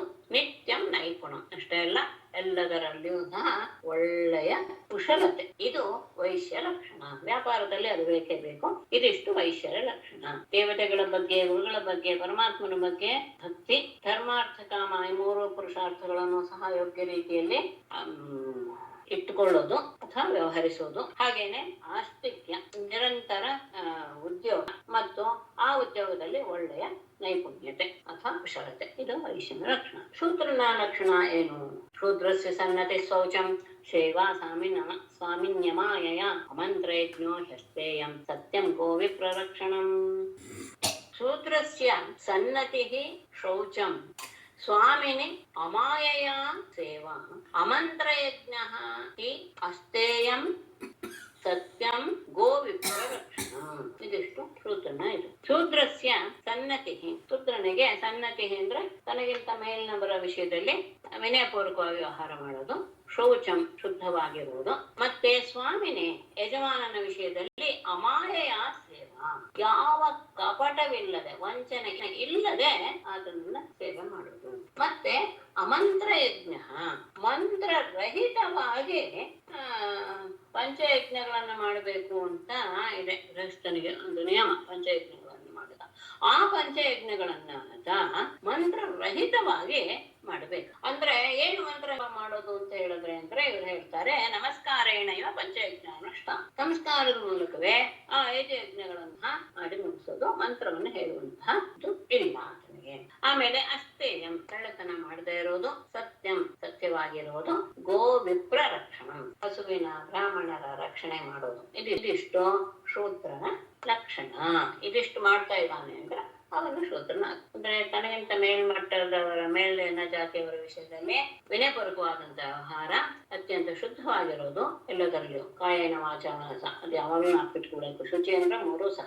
ಹಾಗೇನೆ ತಾನು ಯಾರ ಸೇವೆ ಮಾಡ್ತಾ ಇದ್ದೀನೋ ಅವನ ವಿಷಯದಲ್ಲಿ ಕಪಟವಿಲ್ಲದ ಸೇವೆ. ಆಮೇಲೆ ಮಂತ್ರವಿಲ್ಲದೆ ಯಜ್ಞ, ಪಂಚಯಜ್ಞಗಳನ್ನ ಕೇವಲ ನಮಸ್ಕಾರಪೂರ್ವಕವಾಗಿ ಯಜ್ಞ ಮಾಡೋದು. ಹಾಗೇನೆ ಕಳ್ಳತನ ಮಾಡದೇ ಇರೋದು. ಸತ್ಯ ಮತ್ತು ಹಸು ಮತ್ತು ಬ್ರಾಹ್ಮಣರನ್ನ ರಕ್ಷಣೆ ಮಾಡೋದು. ಇದು ಅವರ ರಕ್ಷಣೆ. ಸ್ತ್ರೀಯರ ಲಕ್ಷಣ ಏನು? ಸ್ತ್ರೀಣಾಂಚಪತಿ ದೇವ, ಸ್ತ್ರೀಯರ ಕರ್ತವ್ಯ ಏನು? ಸ್ತ್ರೀಣಾಂಚಪತಿ ದೇವಾನಾಂ ತತ್ಸುಶ್ರೂಷಾ ಅನುಕೂಲತಾ ತದ್ಬಂಧುಷ್ವನುವೃತ್ತಿಶ್ಚ ನಿತ್ಯಂ ತದ್ವ್ರತಧಾರಣಂ. ಪತಿದೇವಾನಾಂ ಸ್ತ್ರೀಣಾಂಚ ತತ್ಸುಶ್ರೂಷಾ ಅನುಕೂಲತಾ ತದ್ಬಂಧುಷು ಅನುವೃತ್ತಿಃ ಚ ನಿತ್ಯಂ ತದ್ವ್ರತಧಾರಣಂ. ಪತಿದೇವಾನಾಂ ಸ್ತ್ರೀಣಾಂ, ಪತಿಯೇ ದೇವತೆಯ ಎಂದು ಭಾವಿಸಿರುವಂತಹ ಸ್ತ್ರೀಯರಿಗೆ ತತ್ಸುಶ್ರೂಷಾ, ಗಂಡನ ಶುಶ್ರೂಷೆ, ಅವನ ಸೇವೆ.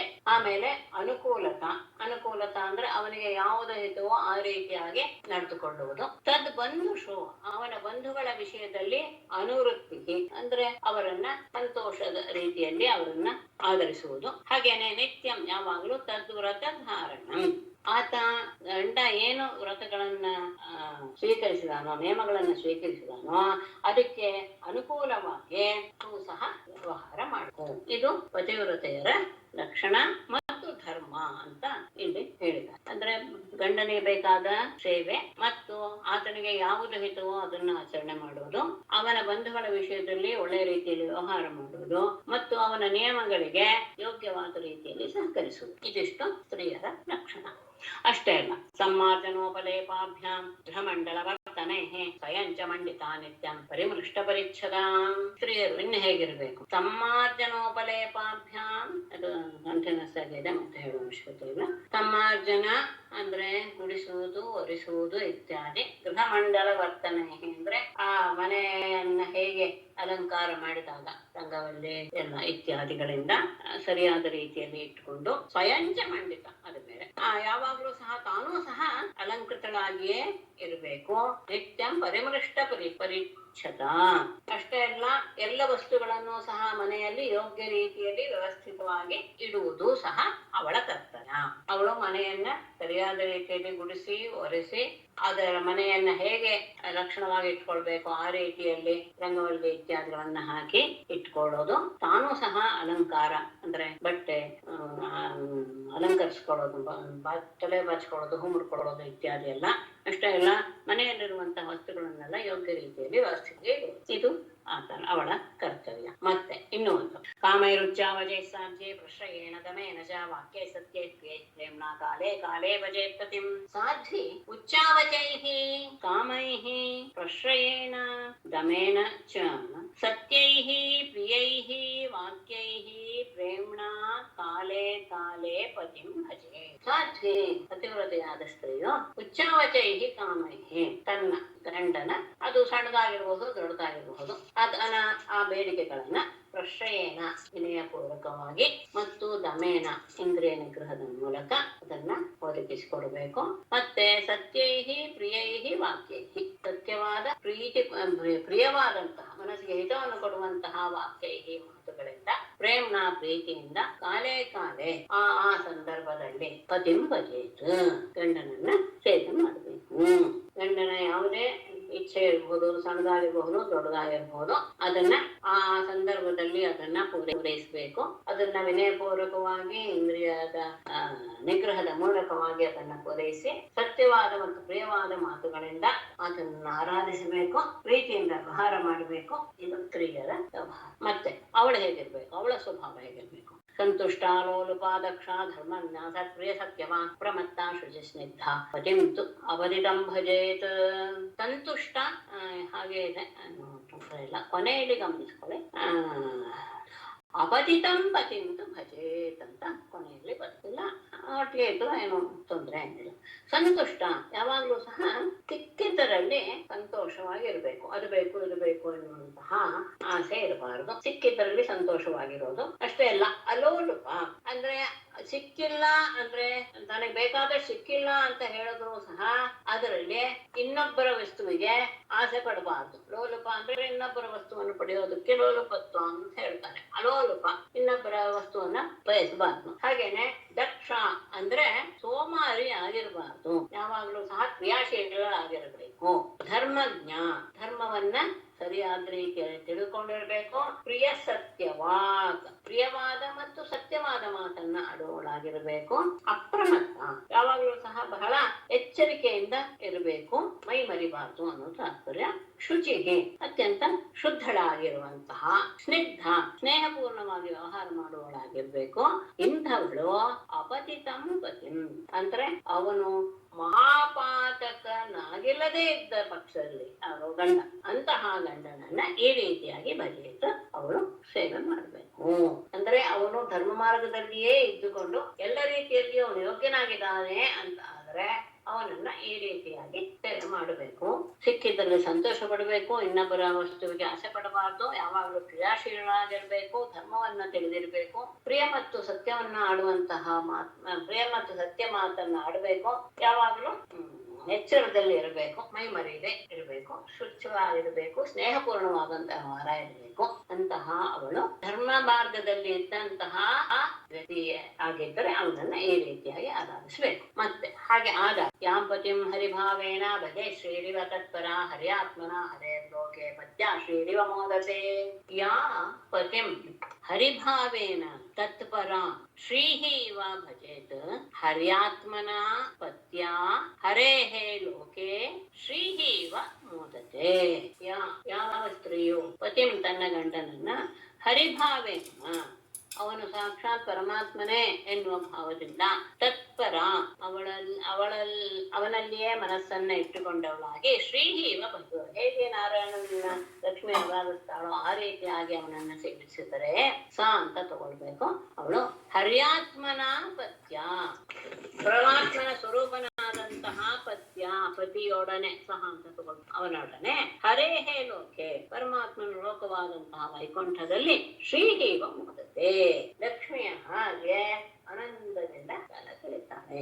ಮೇಲೆ ಹೇಳಿದ ರೀತಿಯಲ್ಲಿ ಯಾವ ಸ್ತ್ರೀಯು ತನ್ನ ಗಂಡನನ್ನ ಸಾಕ್ಷಾತ್ ಪರಮಾತ್ಮ ಎನ್ನುವಂತಹ ಭಾವದಿಂದ ಹೇಗೆ ಲಕ್ಷ್ಮಿ ಆರಾಧಿಸ್ತಾಳೋ ಆ ರೀತಿಯಾಗಿ ಆರಾಧಿಸಿದರೆ ಅಂತಹ ಸ್ತ್ರೀಯು ತನ್ನ ಗಂಡನೊಡನೆ ವೈಕುಂಠ ಲೋಕದಲ್ಲಿ ಲಕ್ಷ್ಮಿಯ ಹಾಗೆ ಸುಖವಾಗಿ ಇರ್ತಾಳೆ. ವೃತ್ತಿ ಸಂಕರ ಜಾತೀನ ತತ್ತತ್ ಕುಲಕೃತ ಭವೆ ಅಚೌರಾಣ ಅಪಾಪಾನಾಂ ಅಂತ್ಯಜಾಂತೇವ ಸಾಯಿನಾಂ. ಈಗ ಈ 4 ಜಾತಿ ಅಲ್ಲದೆ ಇದು ಸ್ತ್ರೀದು ಮುಗಿತು. 4 ಜಾತಿ ಅಲ್ಲದೆ ಬೇರೆ ಏನು ಜಾತಿ ಸಂಕರ ಅಂತ ಹೇಳ್ತೀವಿ, ಆ ರೀತಿಯಾದಂತಹ ಜನರ ವಿಷಯದಲ್ಲಿ ಕೆಲವರು ವಿಷಯಿಸ್ತಾರೆ. ವೃತ್ತಿ ಸಂಕರ ಜಾತಿನ ಅಚೌರಾಣಾಂ ಅಪಾಪಾನಾಂ ಅಂತ್ಯಜಾಂತೇವ ಸಾಯಿನಾಂ ಸಂಕರ ಜಾತೀನಾಂ ವೃತ್ತಿ ತತ್ತತ್ ಕುಲಕೃತ ಭವೇತ್. ಅಚೌರಾಣ ಕಳ್ಳರಲ್ಲದ, ಅಪಾಪಾನಾಂ ಪಾಪಿಷ್ಟರಲ್ಲದ, ಅಂತ್ಯಜಾಂತೇವ ಅವಸಾನ. ಅಂತ್ಯಜ ಇಲ್ಲಿ ಅಂತ್ಯಜರು ಅಂದ್ರೆ ಯಾರು? ಅಂತೇವ ಸಾಯನ ಅಂದ್ರೆ ಎಲ್ರು ಒಂದೇ ತಗೊಳ್ತಾರೆ. ರಜಕಃ ಚರ್ಮಕಾರಶ್ಚ ನಟೋ ಬುರುಡ ಏವಚ ಕೈವರ್ತಮೇದ ಭಿಲ್ಲಾಶ್ಚ ಸಪ್ತೈತೆ ಅಂತ್ಯಜಾಹ ಸ್ಮೃತಾಹ. ಇವರನ್ನ ಅಂತ್ಯಜರು ಅಂತ ಕರೀತಾರಂತೆ. ಅಂತ್ಯಜ ಅಂತ ಹೇಳಿದ್ರೆ ಈ 4 ಜಾತಿ ಆದ ಮೇಲೆ ಇದ್ದಂಥವ್ರು ಅಂತ್ಯಜರು. ಆಮೇಲೆ ಅಂತೇವ ಸಾಯಿನಾರು ಯಾರು ಅಂದ್ರೆ ಚಾಂಡಾಲರು, ಪುಲ್ಕಸರು, ಮಾತಂಗರು ಇತ್ಯಾದಿಗಳು ಇವರೆಲ್ಲರೂ ಸಹ.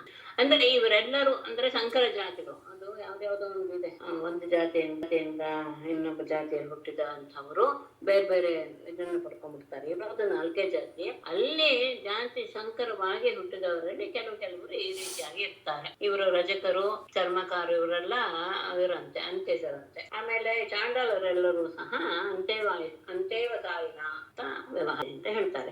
ಇವರೆಲ್ಲರೂ ಸಹ ಅವರು ನಿಜವಾಗಿ ಅಂದ್ರೆ ಅವರ ಸ್ವಭಾವದಿಂದ ಅವರು ಕಳ್ಳರಲ್ಲದೆ ಪಾಪ ಮಾಡದೇ ಇರುವಂತಹ ಇವರೆಲ್ಲರೂ ಸಹ ಸಂಕರ ಜಾತಿಯಲ್ಲಿ ವರ್ಣ ಸಂಕರದಿಂದ ಹುಟ್ಟಿದಂತಹವರೆಲ್ಲರೂ ಸಹ ಅವರಿಗೆ ವೃತ್ತಿ ಏನು ಅಂದ್ರೆ ಅವರ ವೃತ್ತಿಯು ತತ್ತತ್ ಕುಲಕೃತ ಭವೇತ್. ಅವರವರ ವಂಶ ಪರಂಪರೆಯಿಂದ ಏನು ಬಂದಿರುತ್ತೆ ಅಂತ ಹಿಂದಿನವ್ರು ಏನೇನ್ ಮಾಡ್ಕೊಂಡ್ ಬಂದಿದ್ದಾರೆ. ಉದಾಹರಣೆಗೆ ರಜಕಃ ಚರ್ಮಕಾರ ಅಂತ ಹೇಳಿದೆ, ಅಗಸರು, ಚರ್ಮದ ಕೆಲಸ ಮಾಡುವವರು ಇವರೆಲ್ಲರೂ ಸಹ ಅವರವರ ಹಿಂದಿನವರು ಏನೇನು ಮಾಡ್ಕೊಂಡು ಬಂದಿದ್ದಾರೋ ಅದರಿಂದಲೇ ಅವರು ಜೀವನವನ್ನ ನಡೆಸಬೇಕು. ಅವರು ಏನಾಗಿರಬಾರ್ದು, ಕಳ್ಳರಾಗಿರಬಾರ್ದು, ಪಾಪಿಷ್ಟರು ಆಗಿರಬಾರ್ದು. ಅಂತವರಿಗೆ ಆ ವೃತ್ತಿಯಿಂದಲೇ ಅವರು ಬದುಕಬಹುದು. ಅದೇ ಧರ್ಮ ಅಂತ ಇವರೆಲ್ಲ ಹೇಳ್ತಾ ಇರೋದು. ಇದು ಧರ್ಮ ಅಂತ ಹೇಳ್ತಾರೆ. ಹಾಗಾಗಿ ಅವರವರ ಬದುಕುವಂತಹ ರೀತಿ ಈ ರೀತಿಯಾಗಿ ಅಂತ ಹೇಳೋದು. ಪ್ರಾಯ ಸ್ವಭಾವ ವಿಹಿತೋ ನೃಣಾಂ ಧರ್ಮೋ ಯುಗೆ ಯುಗೆ ವೇದ ದೃಗ್ಭಿ ಸ್ಮೃತೋ ರಾಜನ್ ಪ್ರೇತ್ಯ ಚೇಹ ಚ ಶರ್ಮ ಕೃತ್. ಈಗ ಇವರು ಕೊನೆಯಲ್ಲಿ ಒಂದರೆ ಈ ಶ್ಲೋಕದಲ್ಲಿ ಒಂದು ಮಾತು ಹೇಳ್ತಾರೆ. ಇನ್ನೊಂದು ಧರ್ಮ ಅತ್ಯಂತ ಶ್ರೇಷ್ಠ ಅಂತ ಅನ್ನಿಸ್ಬಹುದು, ಆದರೂ ಸಹ ನಮ್ಮ ಧರ್ಮದಲ್ಲೇ ಏನೋ ಲೋಪದೋಷಗಳು ಇರಬಹುದು. ಇದ್ದರೂ ಸಹ ಸ್ವಧರ್ಮವೇ ಅತ್ಯಂತ ಪ್ರಧಾನ, ಅದೇನೆ ಸರಿಯಾದದ್ದು ಅಂತ ಇವರು ಹೇಳ್ತಾರೆ. ಹಾಗಾಗಿ ರಾಜನ್ ಅನ್ವಯ ಹೇಳ್ಬಿಡ್ತೇನೆ. ರಾಜನ್ ವೇದ ದೃಗ್ಭಿಗೆ ಯುಗೇ ಯುಗೇ ಋಣಾಂ ಪ್ರಾಯಃ ಸ್ವಭಾವ ವಿಹಿತಃ ಧರ್ಮ ಸ್ಮೃತಃ ಇಹ ಚ ಪ್ರೇತ್ಯ ಚ ಶರ್ಮ ಕೃತ್. ರಾಜನೇ ವೇದ ದೃಗ್ಭಿಗೆ ವೇದ ಮಂತ್ರಗಳನ್ನ ಸಾಕ್ಷಾತ್ಕಾರ ಮಾಡಿಕೊಂಡಂತಹ ಮುನಿಗಳಿಂದ ಯುಗೇ ಯುಗೆ ಪ್ರತಿಯೊಂದು ಯುಗದಲ್ಲಿಯೂ ಸಹ ನೃಣಾಂ ಮನುಷ್ಯರಿಗೆ ಪ್ರಾಯ ಸಾಮಾನ್ಯವಾಗಿ ಸ್ವಭಾವ ವಿಹಿತ ಧರ್ಮ ಸ್ಮೃತಃ ಅವರವರ ಸ್ವಭಾವಕ್ಕೆ ಅನುಗುಣವಾದಂತಹ ಧರ್ಮವು ಹೇಳಲ್ಪಟ್ಟಿದೆ ಅಂದ್ರೆ ಧರ್ಮವನ್ನು ಅವರು ನಿರ್ಣಯ ಮಾಡಿದ್ದಾರೆ.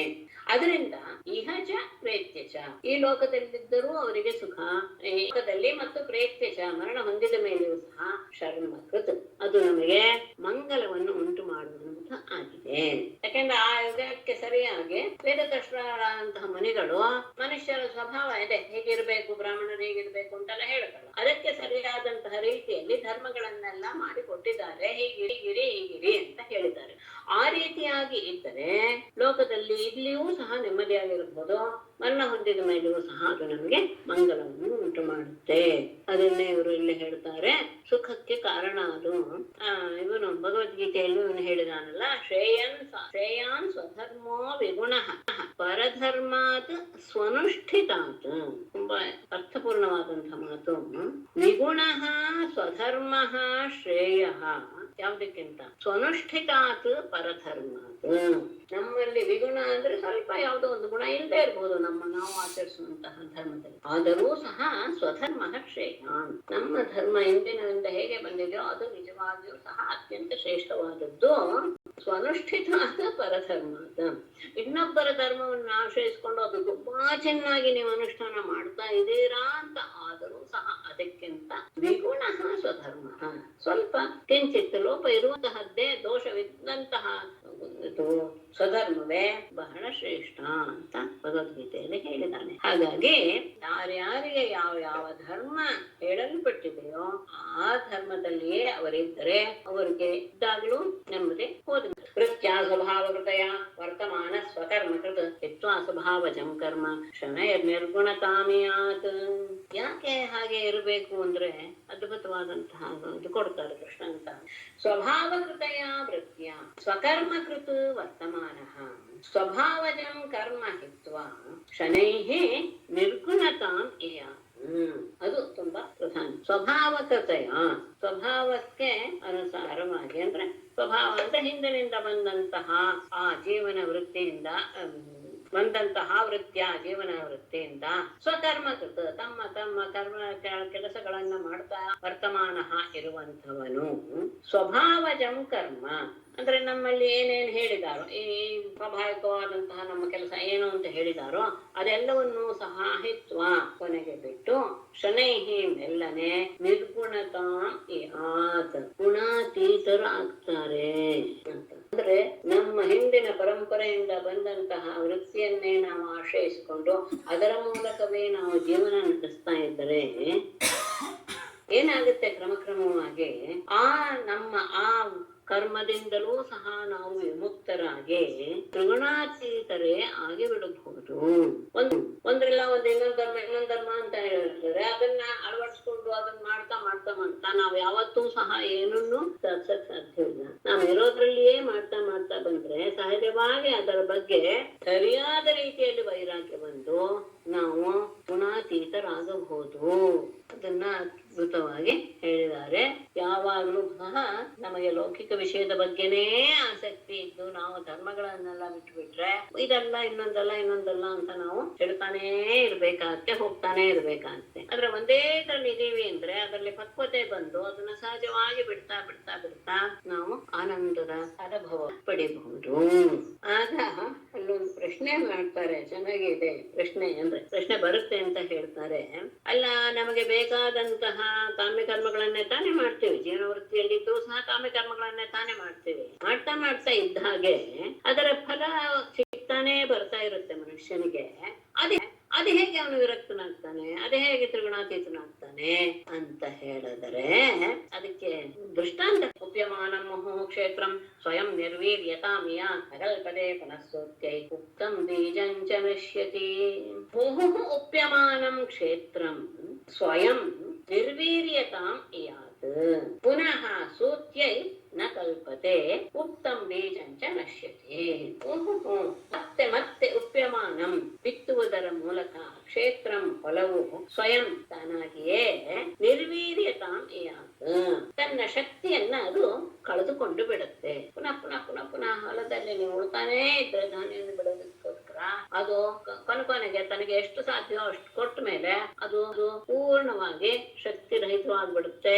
ಅದು ಯಾವ ಇದನ್ನು ಕೊಡಕ್ಕಾಗೋದಿಲ್ಲ. ಆವಾಗ ಪುನಃ ಮತ್ತೆ ಸೂತ್ಯೇನ ಕಲ್ಪತೆ. ಅಲ್ಲಿ ಬೀಜವನ್ನ ಬಿತ್ತಿದ್ರೆ ಅದು ಮೊಳಕೆ ಇಡುವಂತಹ ಸಾಮರ್ಥ್ಯವನ್ನ ಅದು ಹೊಂದೋದಿಲ್ಲ. ಅಷ್ಟೇ ಅಲ್ಲ, ಉಕ್ತಂ ಬೀಜ ಅಂತ ನಶ್ಯತಿ. ನೀವೇನಾದ್ರೂ ಅಲ್ಲಿ ಬೀಜವನ್ನು ಬಿತ್ತಿದ್ರೆ ಅದು ಸಹ ಏನಾಗ್ಬಿಡುತ್ತೆ, ನಾಶವಾಗಿ ಬಿಡುತ್ತೆ. ಅದು ಏನು ಫಲ ಕೊಡೋದಿಲ್ಲ.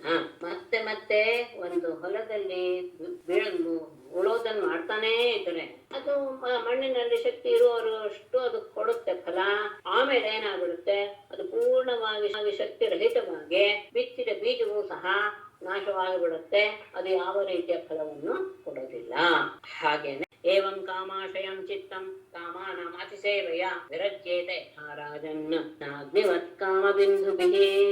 ಏವಂ ರಾಜನ್ ಏವಂ ಕಾಮಾಶಯಂ ಚಿತ್ತಂ ಕಾಮಾನಾಂ ಅತಿಸೇವೆಯ ವಿರಜ್ಯೇತ ಯಥಾ ಕಾಮಬಿಂದುಭಿಃ ಅಗ್ನಿವತ್. ರಾಜನೇ ಏವಂ ಉತ್ತಿ ಅದನ್ನ ಶಕ್ತಿ ರಹಿತವನ್ನಾಗಿ ಮಾಡಿದ ಮೇಲೆ ಅದು ಯಾವ ಫಲವನ್ನು ಕೊಡೋದಿಲ್ಲ. ಆಮೇಲೆ ಬೀಜವೂ ಸಹ ನಾಶವಾಗಿಬಿಡುತ್ತೆ. ಏವಂ ಈ ರೀತಿಯಾಗಿ ಕಾಮಾಶಯಂ ಕಾಮಗಳಿಗೆಲ್ಲ ಆಶ್ರಯವಾದಂತಹ ಅಂದ್ರೆ ಎಲ್ಲವೂ ಅದರೊಳಗೆ ಸೇರ್ಕೊಂಡ್ಬಿಟ್ಟಿರುತ್ತೆ. ಎಲ್ಲ ಇಚ್ಛೆಗಳ ಭಂಡಾರವಾದಂತಹ ಚಿತ್ತಂ ಮನಸ್ಸು ಕಾಮಾನಾಂ ಅತಿಸೇವೆಯ ಅವು ಆ ಇಚ್ಛೆಗಳನ್ನ ಪರಿಪೂರ್ಣವಾಗಿ ಅಥವಾ ಹೆಚ್ಚು ರೀತಿಯಲ್ಲಿ ಸೇವನೆ ಮಾಡೋದ್ರಿಂದ ವಿರಜ್ಯೇತ ವೈರಾಗ್ಯವನ್ನು ಹೊಂದಬಹುದು. ತಥಾ ಕಾಮಬಿಂದುಭಿಃ ನ ಅಗ್ನಿವತ್. ಕಾಮಬಿಂದುಭಿಃ ಅಂದ್ರೆ ಸ್ವಲ್ಪ ಸ್ವಲ್ಪವೇ ನೀವು ಆಸೆಯನ್ನ ಪೂರೈಸ್ಕೊಳ್ತಾ ಇದ್ರೆ ಅದರ ಬಗ್ಗೆ ವೈರಾಗ್ಯ ಬರೋದಿಲ್ಲ. ಅದರಿಂದ ಅತಿಸೇವನೆ ಮಾಡಿಬಿಟ್ಟರೆ ಅವುಗಳನ್ನ ಮಿತಿಮೀರಿ ಅದನ್ನ ಅನುಭವಿಸಕ್ ಶುರು ಮಾಡಿದ್ರೆ ಒಂದಲ್ಲ ಒಂದ್ ದಿವಸ ಅದ್ರ ಬಗ್ಗೆ ಜಿಗುಪ್ಸೆ ಬಂದ್ಬಿಡುತ್ತೆ. ಆದ್ರೆ ಕಾಮಬಿಂದುಭಿಃ ಅಂತಂದ್ರೆ ಸ್ವಲ್ಪ ಸ್ವಲ್ಪವೇ ಆ ಕಾಮವನ್ನ ಪೂರೈಸ್ಕೊಳ್ತಾ ಇದ್ರೆ ಅದ್ರ ಬಗ್ಗೆ ಏನ್ ಬರಲ್ಲ, ಬೇಜಾರು ಬರೋದಿಲ್ಲ. ಅಗ್ನಿವತ್ ನ ಕಾಮಬಿಂದುಭಿಃ ಅಗ್ನಿವತ್. ಉದಾಹರಣೆ ಕೊಡ್ತಾರೆ, ಅಗ್ನಿಯಲ್ಲಿ ನೀವು ಒಂದೊಂದೇ ಸ್ವಲ್ಪ ಸ್ವಲ್ಪ ತುಪ್ಪ ಹಾಕ್ತಾ ಬರ್ತಾ ಇದ್ರೆ ಅದು ಇನ್ನು ಹೆಚ್ಚು ಉರಿಯುತ್ತೆ. ಆದ್ರೆ ಒಂದೇ ಸತಿ ಹೆಚ್ಚು ಉರಿದು ಹಾಕ್ಬಿಟ್ರೆ ಅದು ತಣ್ಣಗಾಗೋಗುತ್ತೆ. ಹಾಗೇನೆ ಇವ್ರು ಹೇಳೋದು, ಎಲ್ಲ ವಾಸನೆಗಳಿಗೂ ಸಹ ಆವಾಸ ಸ್ಥಾನ ಈ ಮನಸ್ಸು. ಆ ಮನಸ್ಸನ್ನ ಹೆಚ್ಚು ಆ ಕಾಮಗಳನ್ನ ಅನುಭವಿಸೋದ್ರಿಂದ ಏನಾಗುತ್ತೆ, ಒಂದಲ್ಲ ಒಂದ್ ದಿವಸ ಅದ್ರ ಬಗ್ಗೆ ಜಿಗುಪ್ಸೆ ಬಂದು ವೈರಾಗ್ಯ ಉಂಟಾಗೋದಕ್ಕೆ ಸಾಧ್ಯ. ಹೇಗೆ ಪ್ರತಿ ಸತಿ ಉತ್ತು ಭೂಮಿ ನಿರ್ವೀರ್ಯವಾಗಿ ಫಲವನ್ನು ಕೊಡೋದಿಲ್ವೋ ಹಾಗೆ ಹೇಗೆ ಉರಿತಾ ಇರುವಂತಹ ಅಗ್ನಿಗೆ ಸಣ್ಣ ಬಿಂದುಗಳಷ್ಟು ತುಪ್ಪ ಹಾಕಿದರೆ ಆರೋದಿಲ್ಲ. ಆದರೆ ದೊಡ್ಡ ಪ್ರವಾಹವನ್ನೇ ಹಾಕಿಬಿಟ್ರೆ, ತುಪ್ಪಗಳನ್ನ ಜೋರಾಗಿ ಸುರಿದು ಬಿಟ್ರೆ ಅದು ಆರಿಯೇ ಆರುತ್ತೆ. ಹಾಗೆ ಯದ್ಯಪಿ ಕರ್ಮಗಳನ್ನ ಮಾಡ್ತಾ ಎಲ್ಲವನ್ನ ಅನುಭವಿಸ್ತಾ ಇದ್ರೂ ಸಹ ಆ ಅನುಭವ ಅದು ಒಂದಲ್ಲ ಒಂದ್ ದಿವಸ ಏನ್ ಅನ್ಸುತ್ತೆ, ಸಾಕಪ್ಪ ಸಾಕು ಅಂತ ಅನ್ಸುತ್ತೆ. ಉದಾಹರಣೆಗೆ ಇವರು ಹೇಳ್ತಾರೆ, ಯಯಾತಿ ಮತ್ತು ಇನ್ನೊಂದು ಕತೆ ಹೇಳಿದ್ನಲ್ಲ ಅವರು ಸಹ ಈ ರೀತಿಯಾಗಿ ಯಯಾತಿ ತನ್ನ ಮಗನಿಂದ ಯೌವನ ಪಡೆದುಕೊಂಡ. ಸೋಭರಿ ತಪಸ್ ಮಾಡ್ತಾ ಇದ್ದ ಬಂದು ಮದುವೆ ಮಾಡ್ಕೊಂಡು 50 ಜನ ಹೆಂಡತಿಯನ್ನ ಮದುವೆ ಮಾಡ್ಕೊಂಡು ಕೊನೆಯಲ್ಲಿ ಅನ್ನಿಸ್ತು, ಇದು ಸರಿಯಲ್ಲ ಎನ್ನುವಂತಹ ಭಾವ ತಾನಾಗಿಯೇ ಬಂದು ಮತ್ತೆ ಅವರು ಉತ್ತಮರಾಗಿ ಹೋಗಿಬಿಟ್ಟರು. ಹಾಗಾಗಿ ತೊಂದರೆ ಇಲ್ಲ, ಅವರು ಕರ್ಮ ಮಾಡ್ತಾ ಫಲಭೋಗವನ್ನು ಅನುಭವಿಸ್ತಾ ಇರ್ಲಿ, ಒಂದಲ್ಲ ಒಂದ್ ದಿವಸ ಅದ್ರ ಬಗ್ಗೆ ಅವರಿಗೆ ವಿಚಾರ ಬಂದು ಅವರು ಅದರಿಂದ ವಿಮುಖರಾಗಿರಾಗ್ತಾರೆ. ಹಾಗಾಗಿ ಕ್ರಿಯೆಯಲ್ಲಿಯೇ ಇದ್ರೆ, ಒಂದೇ ಧರ್ಮದಲ್ಲಿ ಇದ್ದರೆ ಈ ರೀತಿಯಾದಂತಹ ಗುಣ ಇದೆ ಅಂದ್ರೆ ಸೌಕರ್ಯ. ಯಸ್ಯ ಲಕ್ಷಣಂ ಪ್ರೋಕ್ತಂ ಪುಂಸೋ ವರ್ಣಾಭಿವ್ಯಂಜಕಂ ಯದನ್ಯತ್ರಾಪಿ ದೃಶ್ಯೇತ ತತ್ತೇನ ಇವ ವಿನಿರ್ದಿಶೇತ್. ಯಸ್ಯ ಪುಂಸಃ ವರ್ಣಾಭಿವ್ಯಂಜಕಂ ಯಲ್ಲಕ್ಷಣಂ ಪ್ರೋಕ್ತಂ ಯತ್ ಅನ್ಯತ್ರಾಪಿ ದೃಶ್ಯೇತ ತತ್ ತೇನ ಏವ ವಿನಿರ್ದಿಶೇತ್.